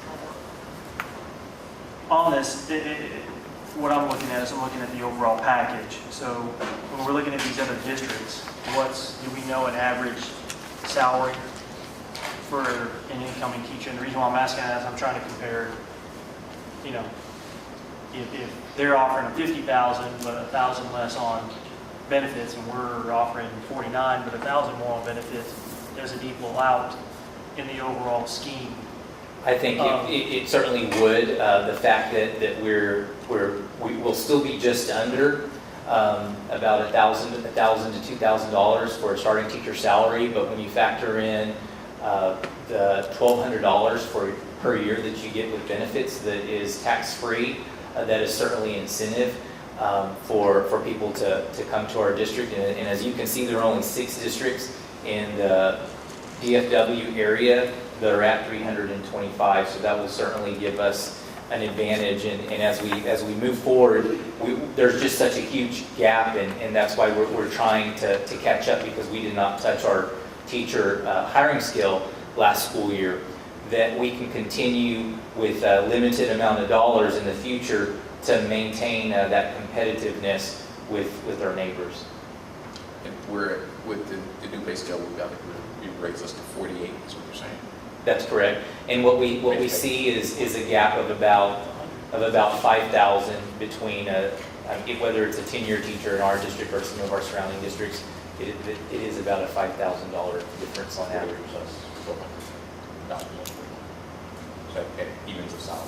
An extra $1,200 a year for the $100 for the. Correct. For those who are 49 too. 49 So it'll be pretty close to. Right. So we'll be. That's what I'm trying to look at. That's if they're on the plan. If they're not on the plan, they're on. Right. But I'm just, as you stated, we've got half of the employees on it, so I mean, that tells me that we're going to get half of them take it up to that increase of $1,200. Overall budget impact, I know we've still got that coming later. Do we have any figures as to where we are percentage-wise year to date? Yes, I can talk about it. Because I'm just interested where we are, projected figures versus spend figures versus what we've estimated in the actual budget. I sure can. It wouldn't be unnecessarily related to next year's budget, but for the current No, the current budget. Current budget is what I'm trying to look at as to how well we budgeted. We budgeted $50 million, but we came in at actuals at 49. Okay. And we expect an increase in sales tax revenue and our generating tax revenue. Then trying to figure in how this 2.2 million is coming in versus, to your point, we were going to look at this with a TRE. Well, if we don't get the TRE passed, worst case scenario, what are we looking at? What can we look to do in the future if we don't get a TRE passed? Yeah. Well, that's what I'm asking for, budgets and figures, and what are we year to date as far as? I can share it right now. Is that part of your I fight? can give a little bit. Not necessarily. Okay, why don't you share it now? But And I'm just looking for overall. Overall percentages. If we're what I can say, if the board approves, Rod's going to submit to you a package for summer projects. And I believe if you approve this projects, that we'll have about a $300,000 deficit this year. And that means we'll be using $300,000 worth of our fund balance. I think it's very acceptable. I think the projects are legitimate, and these are one-time expenditures. As far as... I just want to make a comment, just because the board since February anyway, knowing in January you started looking at some expenditures in the bus barn, we kind of put some of that on hold. And you've approved some items that were said they were coming out of fund balance. However, the correct is they're charged against fund balance because they're unbudgeted until such time that you do your final end of the year tally up, which is kind of what I think that Mr. Olson's asking about. And the monies that you approved for the high school, which you at the time would have thought potentially was a budget deficit and going into fund balance, even with those expenditures are close to $1 million that I added up. And then what Rod's going to ask for tonight, we're actually going to come up with only $300,000 total out of fund balance.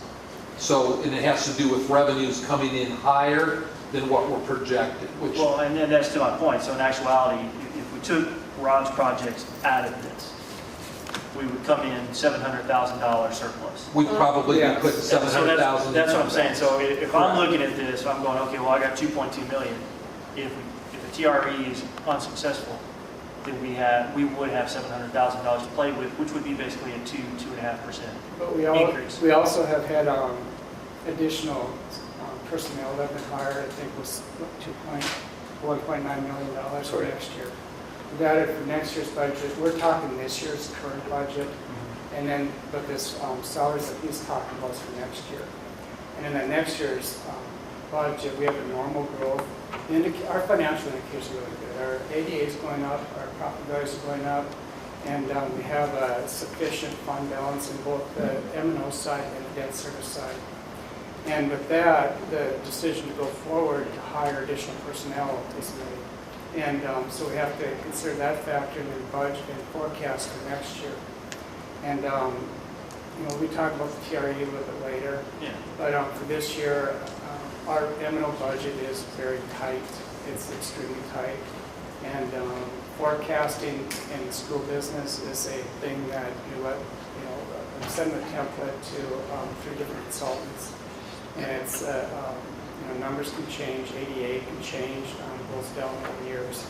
So $700,000 is, the surplus this year is, that's a good thing, but it's not something I'd add additional salaries to just because of the additional staff that we hired this year. Well, and that $700,000, if it was, would go into fund balance and doesn't roll forward anyway. So essentially, to spend any of that would put you in a deficit the next year, the way it's budgeted. Yeah, the fund balance is that your revenues over expenditures goes into fund balance. And our board policy is that we have to maintain a 24% fund balance of all our expenditures. Right. And even after Rod's presentation, if that's approved, it'll still be a little over 24% according to our projections, which has assumptions. And but that's our best estimate right now. We've finished up, completed most of our fiscal year, so we're projecting 3 months. As we get closer to the end of the year, it always gets a little bit easier, but still tell everybody that every projection is wrong, just don't know how much. When we go through the budget process, that'll be in August? That'll be in August, yes. And then that's what Rod was talking about, is that the transportation cost for next year that he's asking, what he's talking about, that will be in the operation budget next year. And then the TRE and all that will come up. One of the things we wanted our employees to hear, because the question has come up, because there's not been any word of a salary increase, and questions are being asked, that they know that this has been a discussion, and this is something that is being considered, and that's why we're here today making this recommendation for a salary increase that is pretty significant, and one that will put us in a very competitive place in our market. So just to make sure I understand, mine's working right here. The salary increases continued upon the TRE at 5%. Okay. So within the compensation plan, that includes the 5% increase, that includes the $100 a month for benefits, and increasing the teacher salary, beginning teacher salary to $48,000. So any more questions? I'd like to, go ahead, Chris. I do have a question in that, okay, so increasing the beginning teacher salary of $48,000, that will be new teachers coming into the district? Correct. Okay. So what does a current teacher make right now? A new teacher. A new teacher. A new teacher coming in is at 45,500. 45.5. And so that teacher, if this passes, would get a 5% increase. Correct. 45.5. Would that put They them at the 48? They get at 48. They'll They get move to to 48, which so is they'll get a just little under bit 5%. more. Is it under? So it'll put them at 48, 48.5, so it'll move from 45 to 48. Okay. So they'll see a little bit more of a bump because they're brand new. But this is, I assume, teachers who are brand new coming into the district who's higher. Yeah, so. but they'll kind Well, of but miss out a little that's- bit. because it's going to- number two. But are we making this the new base salary? So to Chris's point, I think what he's asking is, if I came in last year and I got 45.5, and the new teacher salary is 48, am I automatically bumped up to a 48? And on top of that, then I get a 5% raise. When do I get a 5%? That was my next question. When do I get a 5%? Because technically, you have a new And you can go different ways. on top of that. I mean, yeah, is it 5% on the 45? Is it 5% on the 48? It's Which one comes 5% on, first? it's 5% on their actual, and so a new employee coming in is going to get moved up to 48,000. But then there's salary adjustments for anybody that would fall below that 48 starting would be adjusted upward, which is in your percentage raise numbers already. That's already been factored in because we know we have a certain number of employees below 48 and that number of employees, which isn't a huge number. So while that sounds like a big jump, it's not that many I think employees. we calculated 9 when we were estimating, and so a brand new teacher will not come in and make more than a So we 1 year, 2 year district-wide, we teacher. only have 9 teachers under 48, regardless of new year, first year. 0 year teachers. 0 year teachers? Because many of those teachers already came in with years' experience, 5 or 10 years. So they were above So they'll that. get their adjustment within their So actual. they'll get the 5%. Yes, sir.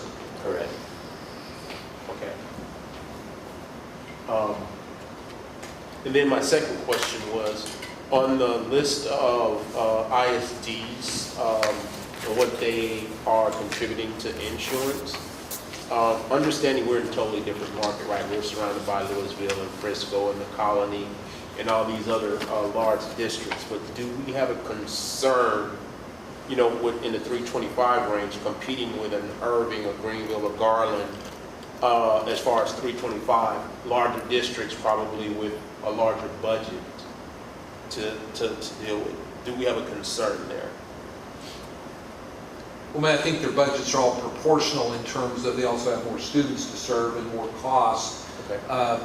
With us, I think, and Mr. Anderson talked about that, while we're comfortable with this is because of the fact that we have rising taxable appraised values, our TAVs are going up, and that's putting us in a position with that as well as student growth. If we were flat or TAVs were flat, then that would be maybe an issue.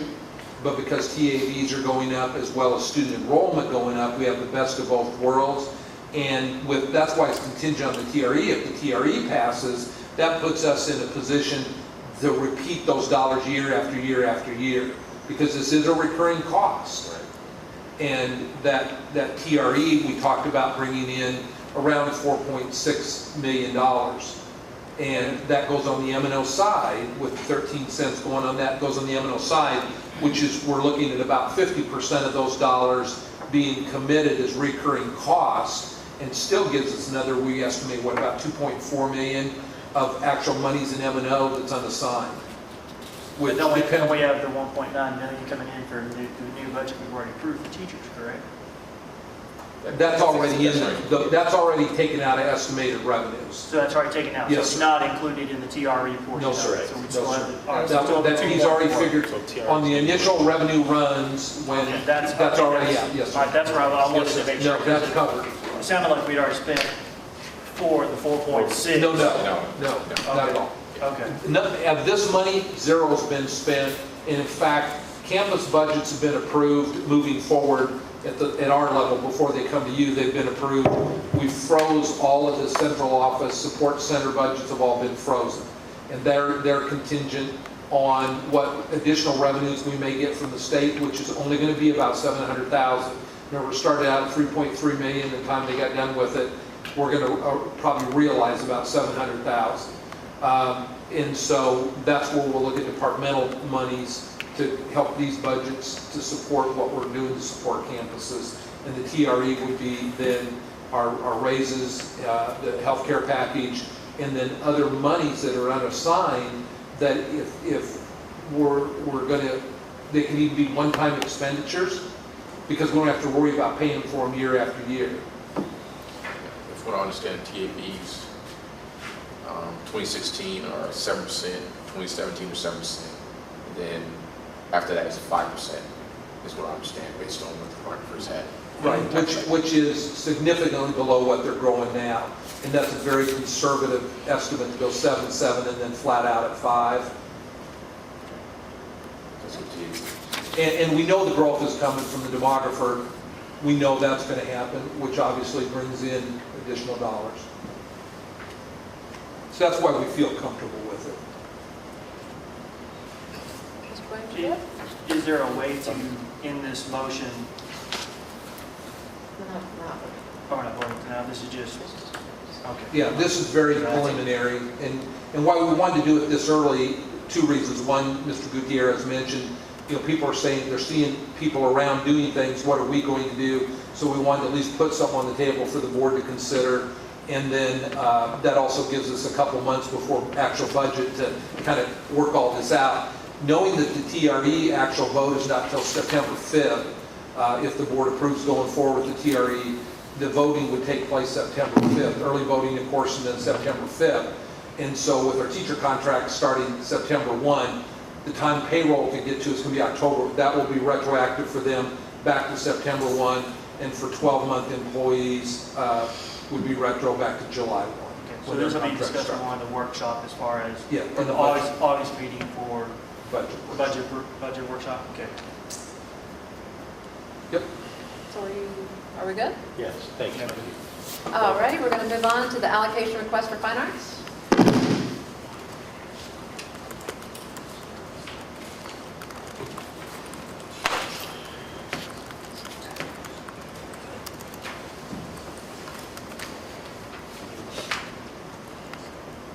Last board workshop, I presented to you a proposal that was submitted by Mr. Felice, our fine arts coordinator, band director, who is seeking monies for accommodating the growth of the program. The program is going to grow by about 100 students next year, 100 new beginners, and just the high school band alone is going to increase by 30 students. And in order to accommodate the growth at the high school and with beginning band, Mr. Felice is in need of some of those very expensive instruments that typically your parents cannot purchase, or usually the band program purchases. And that includes wind instruments, marching music, percussion equipment, and that total that has been requested is, and again, it was a higher number, and he worked really hard with vendors to reduce that cost. That comes to $104,374.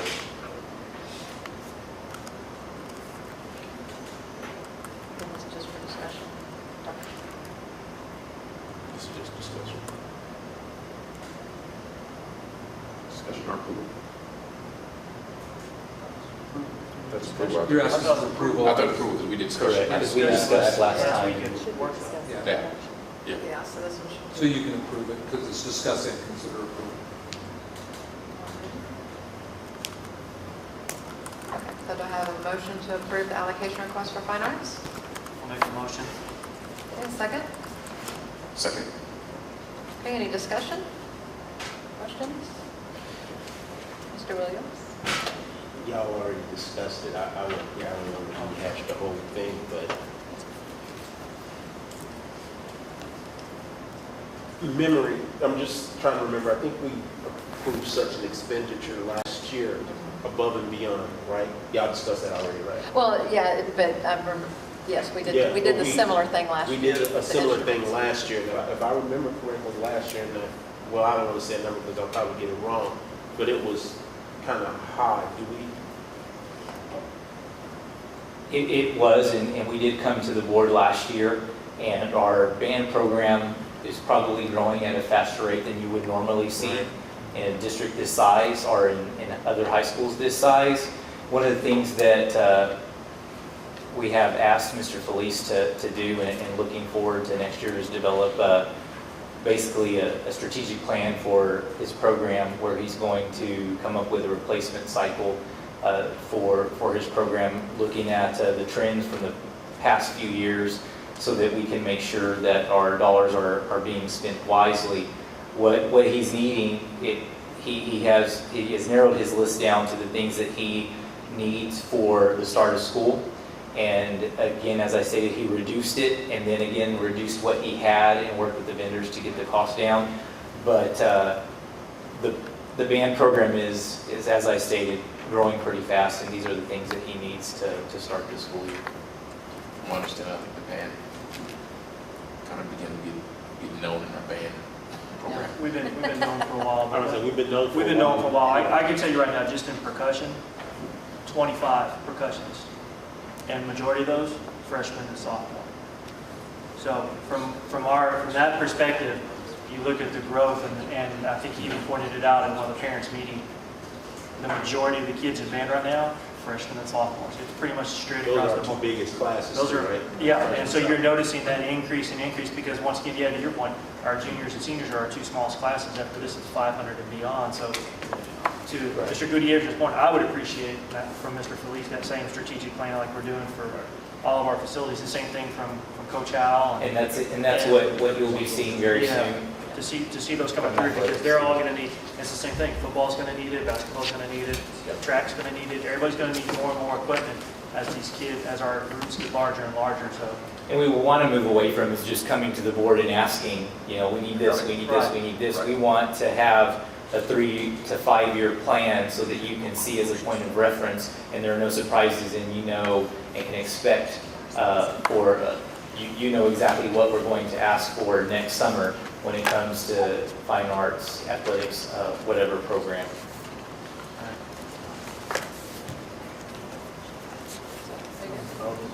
I'm good. I get it. I don't know if this is relevant. One of the things I know is Mr. Felice, they always have scholarships. We always have scholarship winners coming out of band. For me, it would be interesting to see what our scholarship dollars are versus what we spend for band, right? And for me, now, why is that important to me, right? What's our return on such a large investment? Because you mentioned basketball, baseball, football, athletics, and they see what band gets, and they're like, whoa, right? We want X, and we say no, right? So I think it's one of those things. We know our band is good. But in just thinking about the 2-year ask, I'm concerned that it's going to continue to grow and grow and grow until one year we might say. And that's where we want to be very strategic in what we're asking for in the future. And I'll be working with Mr. Felice and Coach Al on their 3 to 5 year plans so that you know exactly what is coming in the next few years.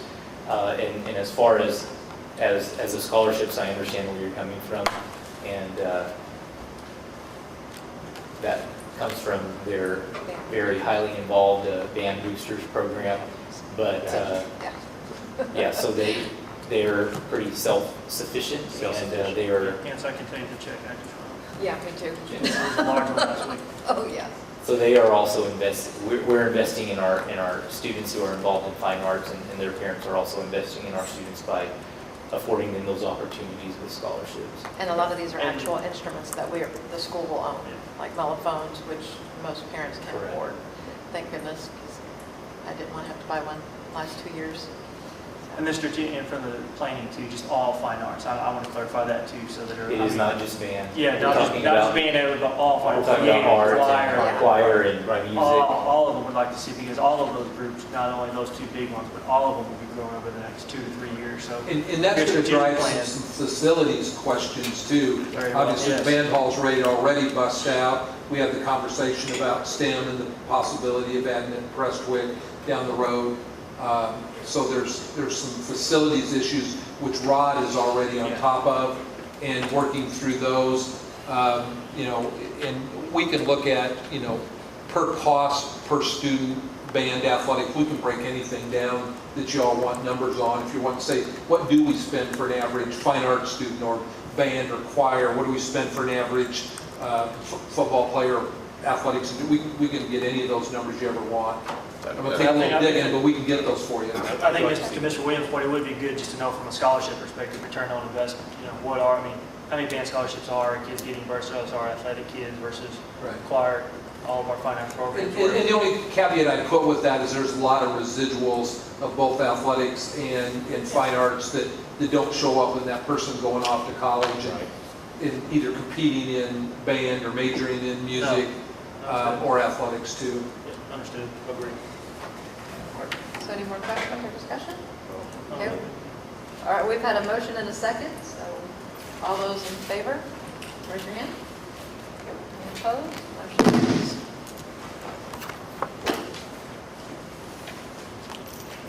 All right, item C. Thank you, Mr. Gutierrez. Discuss and consider approval of TRE.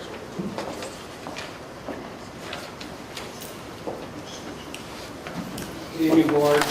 And even though they've been talking about the TRE, I think Little Elm and the board has been speaking about the TRE and have discussions for like a year or so. And actually did a contract with our TRE consultant, John Walsh, Educational Consulting. And tonight we're asking you to have a motion to propose the rates and set the date, time, and place for the notice of a public meeting to discuss proposal tax rate. And this is coming from the June 8th board meeting where John Walsh had presented the TRE. And we believe right now our tax rate is $1 for M&O, and our debt service is 50 cents.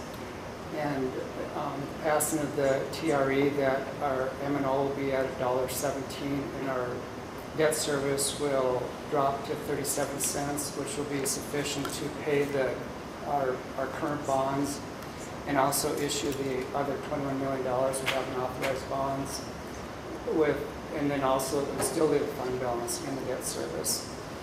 And and then on July 20th, provided that you approve this motion, we'll hold a public meeting to discuss proposed tax rate and adopt a tax rate ordinance. Any questions? You got any questions? I have no questions. Okay, I just know I want to make sure because I'll read word for word. I already got it. I got it. Yeah, she wants to. Okay, so I need a motion for the TRE. I move that the Board of Trustees of the Little Elm ISD sets the proposed rates for publication of the first notice of public meeting to discuss proposed tax rate to be held on July 20th, 2015 at 6 p.m. at Zeller's Center for Learning and Leadership, 300 Lobo Lane, Little Elm, Texas, to be as follows. M&O tax rate $1.17, INS tax rate 50 cents, total tax rate $1.67, and the Board of Trustees of the Little Elm ISD sets the proposed rates for publication of the second notice of public meeting to discuss proposed tax rate to be held on July 20th, 2015 at 6 p.m. at Zeller Center for Learning and Leadership, 300 Lobo Lane, Little Elm, Texas, to be as follows. M&O tax rate $1.17, INS tax rate 37 cents, total tax rate $1.54. I have a motion. Do I have a second? Second. Any questions or discussion? All those in favor, raise your hand. Any opposed? Motion carries. All right, thank you, Mr. Anderson. All right, discuss and consider approval of summer 2015 construction projects. Thank you, board members. Just here to present the proposed construction projects for 2015 this summer for you to take a look at. And also we have kind of an update on the high school project that the board has already approved for us to begin work on. So remember that this fits into an overall district strategy, that we want to create great learning environments no matter which school they're at, that no matter what school you go into, Little Elm ISD, that it has a great learning environment. That remember that this works hand in hand with the facility assessments that Dr. Strike was talking about. We are doing currently facility assessments on all of them, all of our schools, and that we should be bringing that back to you in August. So what I'm presenting to you tonight fits into an overall strategy. By no means is the list that I provide you what is needed at our campuses. Just touches the surface of what we need at our campuses. Fits into our long-range plan, not only those facility assessments with our existing facilities, but any new facilities, like we talked about that operations and transportation facility, additions to the high school, new elementaries, new middle school, what are we going to do with the high schools? And also helps us develop our facility standards. What that means is we try to standardize what type of hardware we have, what kind of HVAC systems we have, what kind of energy management control systems we have, so we can start trying to streamline those products. So let's take a look at the high school. Remember that the board had allocated, it's kind of hard to see with all the lights on, but the classroom renovations and the trade and industry lab. We are currently in demolition phase right now with not only the walls but also the floor. That'll be completed by August the 15th, and I'll be ready for teachers when we come back from the summer break. Also, we had some significant savings on our FF&E portion as part of that project, and so what we're doing tonight is asking for some new chairs for the boardroom and also for staff development. We have chairs and tables that we're requesting for that. So we have some savings, so we want to allocate that to you. That's in a budget amendment, but we're going to bring it to your attention just so you're aware that we're trying to take those funds from there to here. Also, future additions at the high school. Currently, we're working with our architectural firms to look at expansions to our cafeteria, expansions to our library, looking at a athletic facility, indoor athletic facility also some additions to our fine arts. We talked about the growth of our fine arts programs, so additional facilities for them as well. And also some upgrades, visual, appearance, aesthetic upgrades to the interior of the high school. If we take a look at Hackberry Elementary School, we're looking at doing some renovations, extensive renovations in the interior and exterior of that facility. We're looking at doing a complete flooring replacement, also dealing with some lighting replacement, retrofits. You can add some additional, as you walk into the facility, you kind of see it's kind of dim, trying to increase the light levels. Also, we're trying to take some of the corridor spaces, I believe in your packet. I'll show you some pictures here in a second. We're taking some of those corridor spaces and create learning environments within the classroom spaces within the corridor. Okay? There were areas within there that had computers that were taken out, so we're going to access that space to create classrooms. We also want to upgrade the office area. Right now, it's one of our smaller reception areas. We're trying to make it similar to those at Oak Point and Lakeview, in instance of the office area. Here's just an example of what we're doing on the exterior. We're doing upgrades to all the playground equipments. We're been in consultation with our curriculum department and our science department on a science yard. Also connectivity between, pathways between each space to make sure the kids aren't walking through mud. We want to upgrade our well system out there, also our irrigation systems, provide some new sod, new trees, and native landscaping. Here's just an example of space within that corridor that used to be where computers were at, that were used for a classroom, a collaborative area, or a pull-out space to provide flexibility for those teachers that can take a couple kids out in the classroom if they need to. Are we losing any capacity doing that? No, we're not. Actually, Ms. Harding, we're going to be increasing the capacity somewhat, provides additional area. But as far as anything big, that's a phase two, any expansion of buildings? That's correct. This is more, yeah. Because remember, our Hackberry zone is one of our fastest growing zones. So as part of our long range plan, we're taking a look at that to see if we need to do additional wings to that facility. If we look at Brent and Chavez and Lakeview Elementary Schools, these three projects are similar in scope. So you notice on the prices, they're about $100,000 each. And so what they encompass is irrigation repairs, concrete repairs. We're having a lot of these places have irrigation that's down, or like Chavez had no irrigation whatsoever. So because of that, we're having movement in our concrete that is adjacent to our buildings, causing drainage to flow back into towards the building, which we don't want. We also want to increase some hard surfaces so kids are not playing in the mud if it's a little wet. It's been a little rainy out there lately. I don't know if y'all noticed, but this hard surface will help those students not get in the mud. And also we want to look at playground upgrades and provide some shade structures for some of those playground equipment. Here's just a view of Chavez Elementary School. Notice that, there's no irrigation systems out there. We can't keep sod out there going. Also, you can notice the basketball goals are out there. You have to walk through the mud or walk through the dirt to get to those. And so we're going to try to move those closer to the building so they're not doing that. I had a question on that. Yes. Those little bitty courts there. Yes. They were awfully small. Yes, we're going to make those larger. Yes, they well, the same. I was too. Yeah, I mean, you can barely throw a ball up there. I mean, and the reason I know this is my daughter started basketball at about 5, and even at 5, the courts were so small that they. We're looking at enlarging those, matter of fact, as part of this package. Okay. Good. So you can't play one-on-one, it's just one. Yeah, just one. It's just one. Free throw practice. It's free throw practice. Yeah. So, Yeah. and feel free to interrupt if there's any other questions that y'all have as I go through these projects. Just we appreciate that.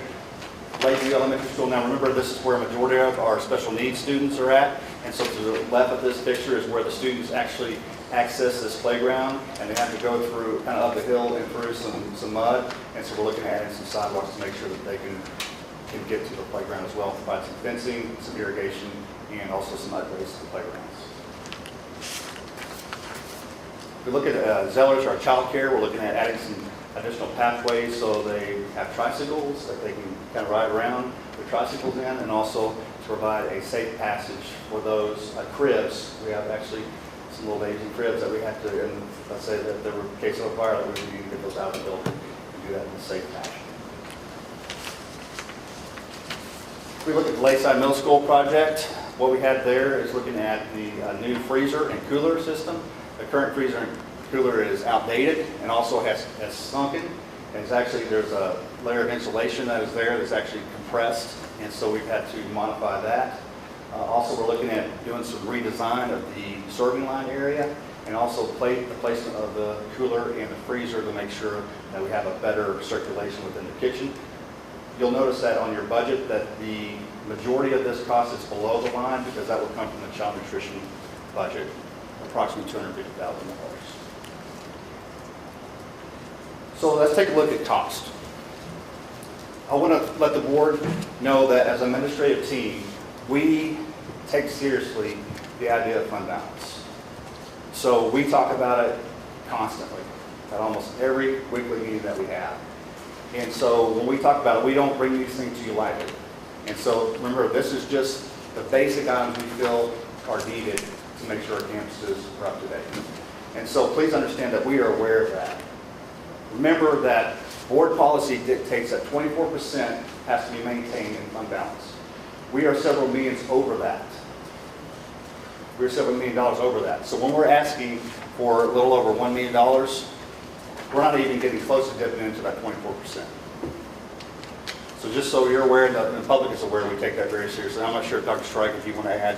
No, my only comment was you look at that, for example, on the Hackberry one, there's a number of things that are done at that project when you look at the cost of it, that it basically closes that building out. And so part of the facilities upgrades from a cost standpoint, while they're already there and they're disrupting the environment, we felt like let's just finish it out because we know we're within, probably 18 months of doing that throughout the district. Rather than go back there, let's close it out. That's why that amount's there. That's correct. FYI. That's for new security cameras, card access we're doing. We also want to update our energy management controls. And so, as Dr. Strike said, while we're there, we want to make sure we hit it at one time. Okay. Finally, remember, what we say is we're the destination district. So my charge to everyone is, do we want to put our money where our mouth is on this? Do we want to upgrade? If you look at some of our facilities, they're in need of that. And so I just remember, I put that up front for all of us to remember, we're the destination district, and let's do what we need to do for our kids. And on that note, I'll be happy to answer your questions. I have two questions. For Brent, does this cost include any type of irrigation or resodding or something to Yes. that back area? It sure does, actually the front and the back area. Okay, so behind the paved road? That's correct. We've That worked- big tree line area? Well, the tree, we talked about the tree line along the side or? No, the very back of the building? Yes, that's correct. Okay.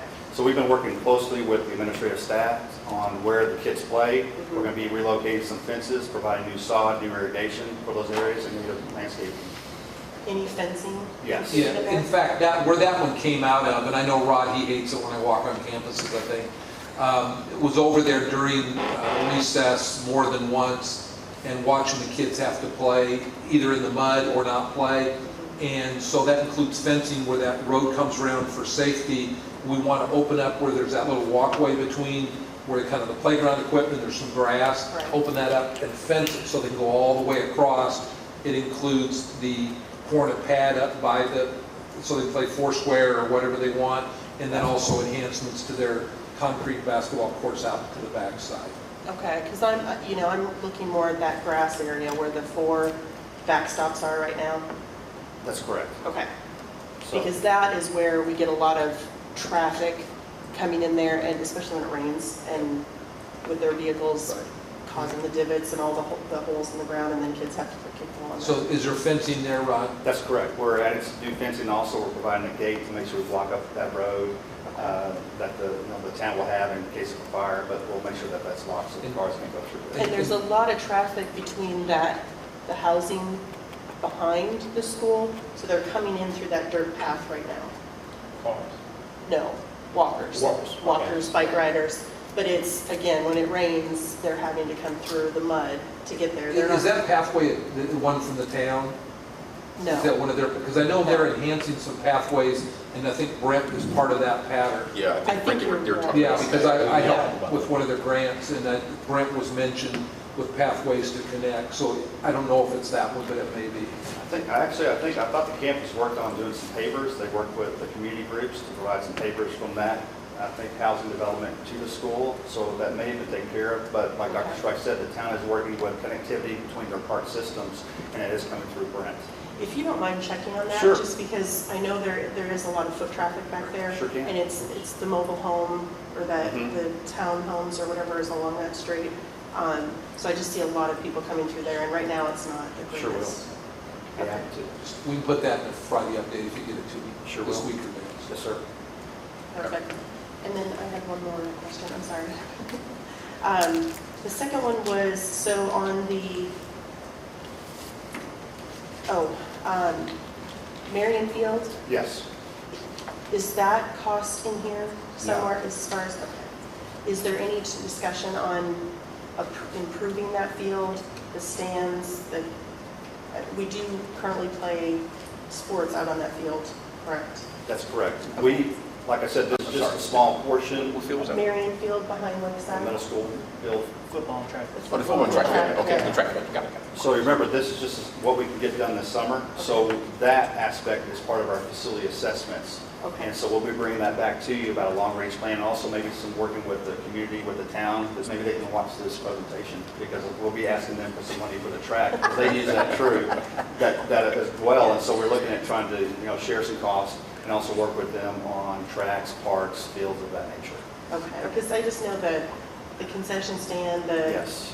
what do you call the box? at the Press top? box. The press box. Yeah. That, has been in dire need for years. I agree. Okay.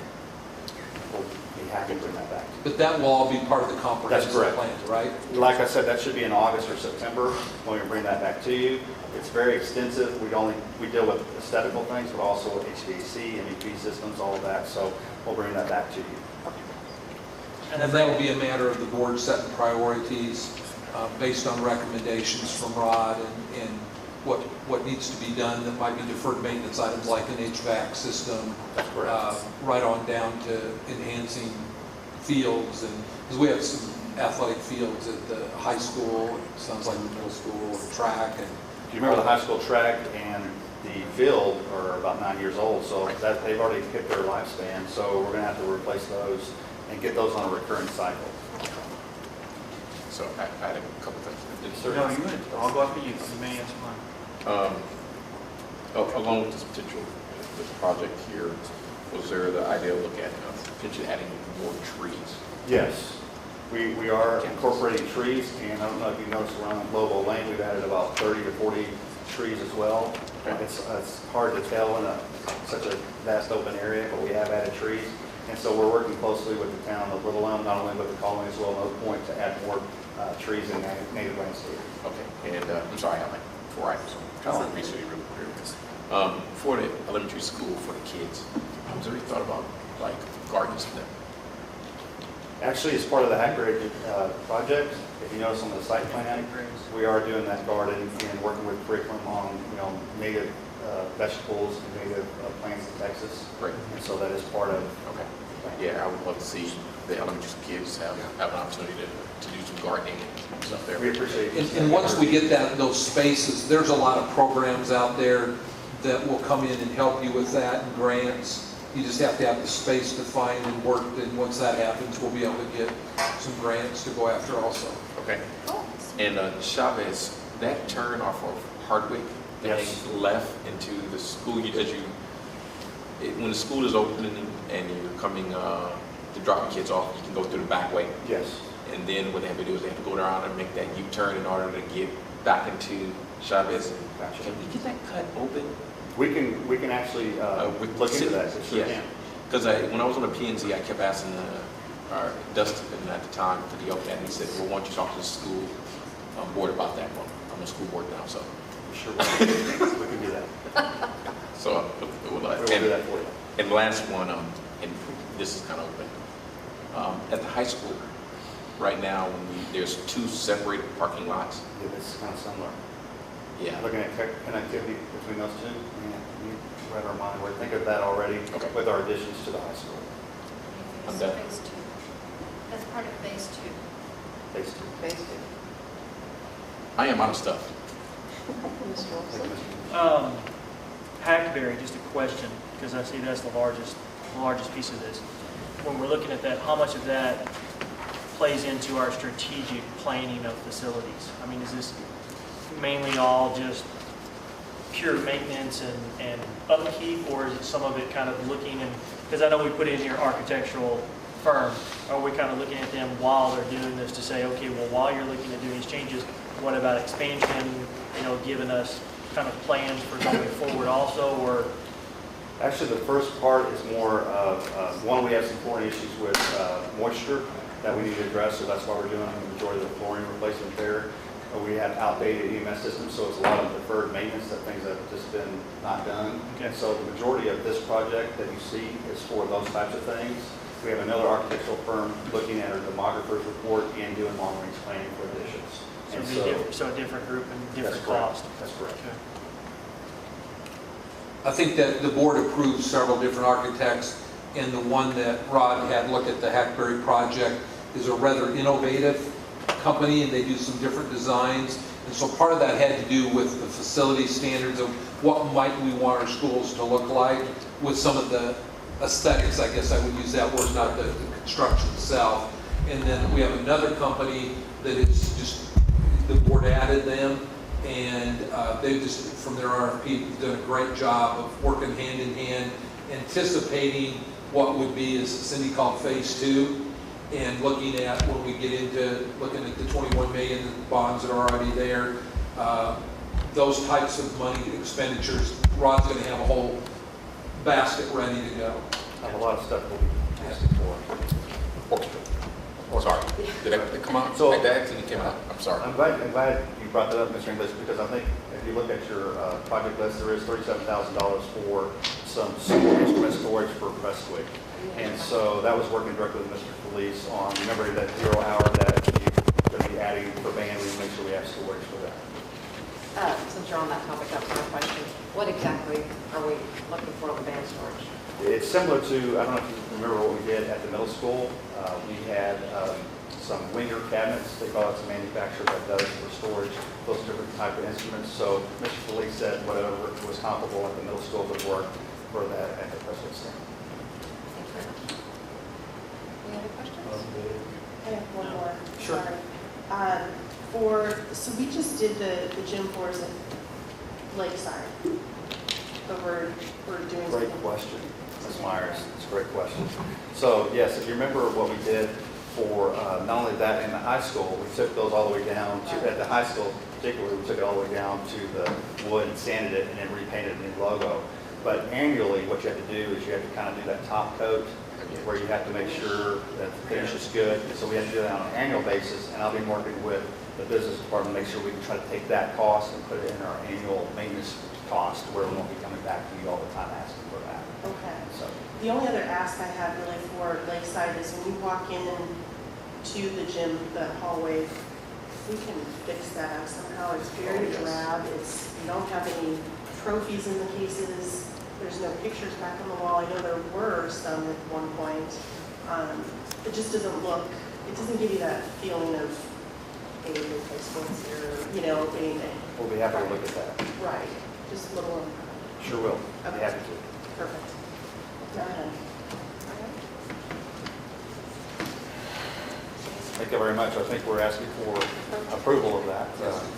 And Promotion. this is the part we talked about where this is still coming out of leftover operating funds we expect for the most part, correct? That's correct. Now, there's a portion that would be. Because I know in the different motion we're fund saying balance. fund balance, but we're. Right, it'll be charged against fund balance, and we're estimating that will dig in about 300,000. above and beyond. 700,000 is left over in the budget that we're going to pull out of. What was the grant? Well, I mean, I know. No, well, it's all charged against fund balance because it's unbudgeted.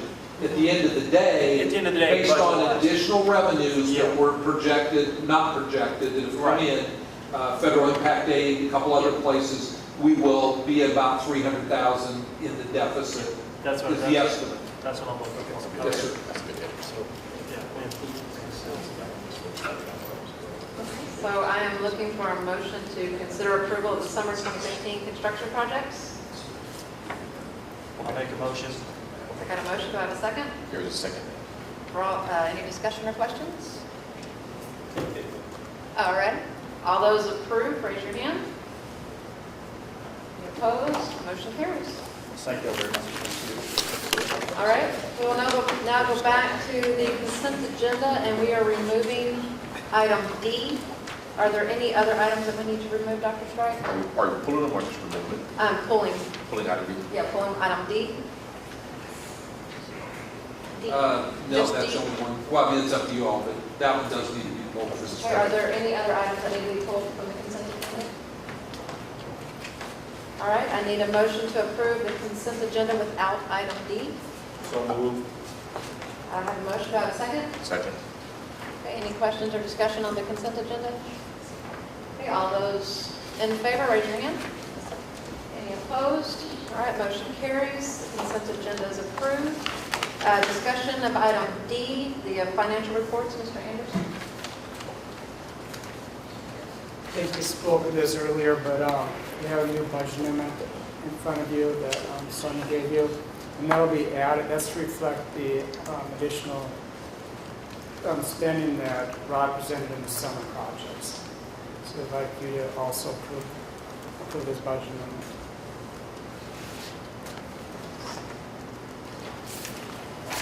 Any questions? I'm sorry, this is, okay. It's the same thing that Rod just submitted? Yes. Yes, it's just the Yeah. actual. It's just the Yeah. amendment. Just the amendment, right. And the reason we need to do the amendment at this time, or why we pulled it, is otherwise we'd have to wait till July 20th, which then we couldn't do the summer project. So Gotcha. that's kind of on chaos, so that's why we Yes, switched that. because it wasn't in the Original budgetary. financials. Gotcha. Okay. All right, so I need a motion to approve the budget as submitted. Motion. Okay, I have a motion, do I have a second? Second. Okay, so there's any questions or discussion? Okay, so all those in favor to approve the budget, raise your hand. Any opposed? Okay, motion carries.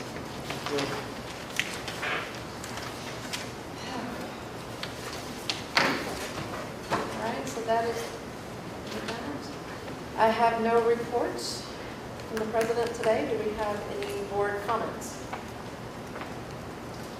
No, I'm good, sorry. Thank you. Jamie? Yes, I just want to comment on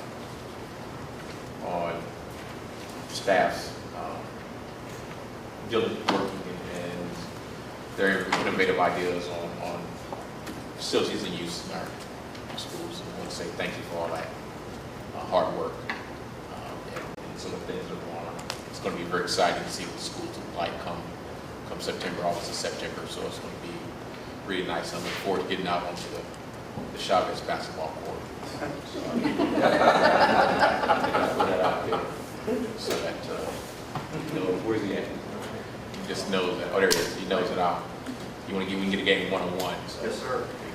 I'll let you know. Instead of just one. Yeah, instead of just one, they actually get a one-on-one out there. So thank you very much for that.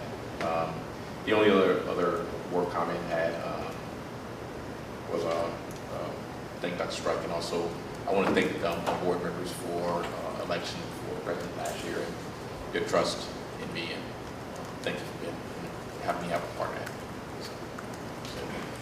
So. Williams?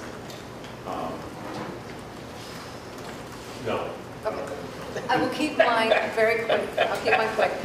There is an exhibit that I would like to add to the board operating procedures. Mr. English brought it to my attention, and I would also like to add it to our exhibit. Add an exhibit of the Robert's Rules of Order to our board operating procedures.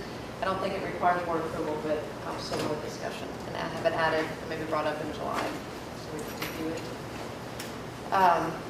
The other one that I would like to bring up is the policy for the superintendent hiring authority. I'd like to bring that up next month. We can review that. And then I guess I know when we do the strategic planning, we'll just review and definitely go over the Prestwick athletic options. That was something that seemed high priority that I think we need to definitely visit later on. Workshop. Yes. So, I'm sorry, Madam President. One question. Board teammate training. When are we intending to have that? I know sometime in July, right? Did we come up with a date yet? Board teammate No, we training? have not. We have not admitted that. Okay. All right. But is there a way that we can do that, Dr. Track, where we kind of get a consent? Because I know Mr. Vega said he was going to be out quite a bit next month. I don't know if there's a way that Ms. Dio sent out, maybe ask for requests from people around town. Good. Thank you. And we need for the retreat and the Board of Eight, or The retreat should be in August, and the team of 8 should be in July. In the team of 8, one of the kickers, were you wanting the search firm gentleman to lead that? So some of it's going to be dependent upon what his schedule is. Right. And I know he travels quite a bit. That was part of his. Yeah, we already part of paid his- for him. So Yeah, it's part of his fee. Yeah. So that's one of the things we should see. Yes. And if one, I can reach out to him tomorrow and find out what the schedule looks like. Okay. So you're going to reach. I can reach out to him. Okay. And then somebody can do a survey on team of 8 for. You also want a survey on the retreat date for an August date also at the same time? If possible, please. Sure. Okay. Okay.